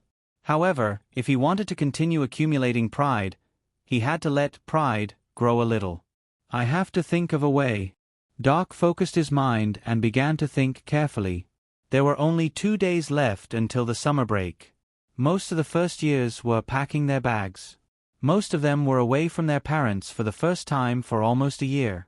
They more or less missed their parents and couldn't wait to go home. Of course, there was no lack of students who had achieved something in school and were eager to show what they had learned to their parents. It might be hard to imagine, but AI Ma Métis was one of them. Although the main reason why she was so diligent and eager to learn had little to do with it, as an only child who grew up in a scholarly family and was strictly educated from a young age, she had a need in this regard. However, when she thought about the results of the first year's exam, she was afraid that she wouldn't be able to get first place. It suddenly rained in the dark night, but the sudden increase in water vapor didn't reduce the heat of the summer. Instead, it made people feel uncomfortable. White Gouda didn't tidy up anything. He spent all his free time playing magic chess with Luo Boat as if he wanted to finish his share for the next 3 months. Luo Boat had been playing chess with him since morning. Finally, he couldn't help but say, "White, there's something wrong with you." White paused and said, "What problem can I have?" Luo Boat listened to him and said, "What are you hiding from me? Is it about the summer vacation?" White smiled bitterly and didn't continue to hide it. "You saw through me. I wanted to stay in school with my mother, but Professor Shi Erfu said I had to go home." Luo Boat raised his eyebrows and said, "I heard you say that your home is in," White said, "Angora Welfare Home. Madam Natasha and Sister Chris, who took care of me when I was growing up, and my brothers and sisters who didn't like to play with me." Luo Boat was curious. "Why didn't they play with you?" White thought for a moment and said, "Maybe it's because Madam Natasha and Sister Chris are too good to me. Come to think of it, in their eyes, I'm probably the kind of villain who takes away all the love that should belong to them." Luo Boat couldn't help but open his eyes wide. "That's too strange. Shouldn't you empathize with each other?" White said, "Life in the orphanage isn't as good as you think, Luo Boat. Sometimes we would fight over a piece of bread, but of course, I always got the biggest piece." Luo Boat said, "I think it's because the people in the orphanage knew that you were the child of the hero from the beginning." White nodded. "It seems so now." Luo Boat comforted him again. "Actually, it's not bad to go back. After all, they're like your family, aren't they? And they did it so that Aunt Brad wouldn't be exposed in the academy. Although I don't know exactly what happened that day, she seems to have done something bad." White shook his head. "I don't know either. They don't tell me a lot of things." Luo Boat said, "After all, we're still young."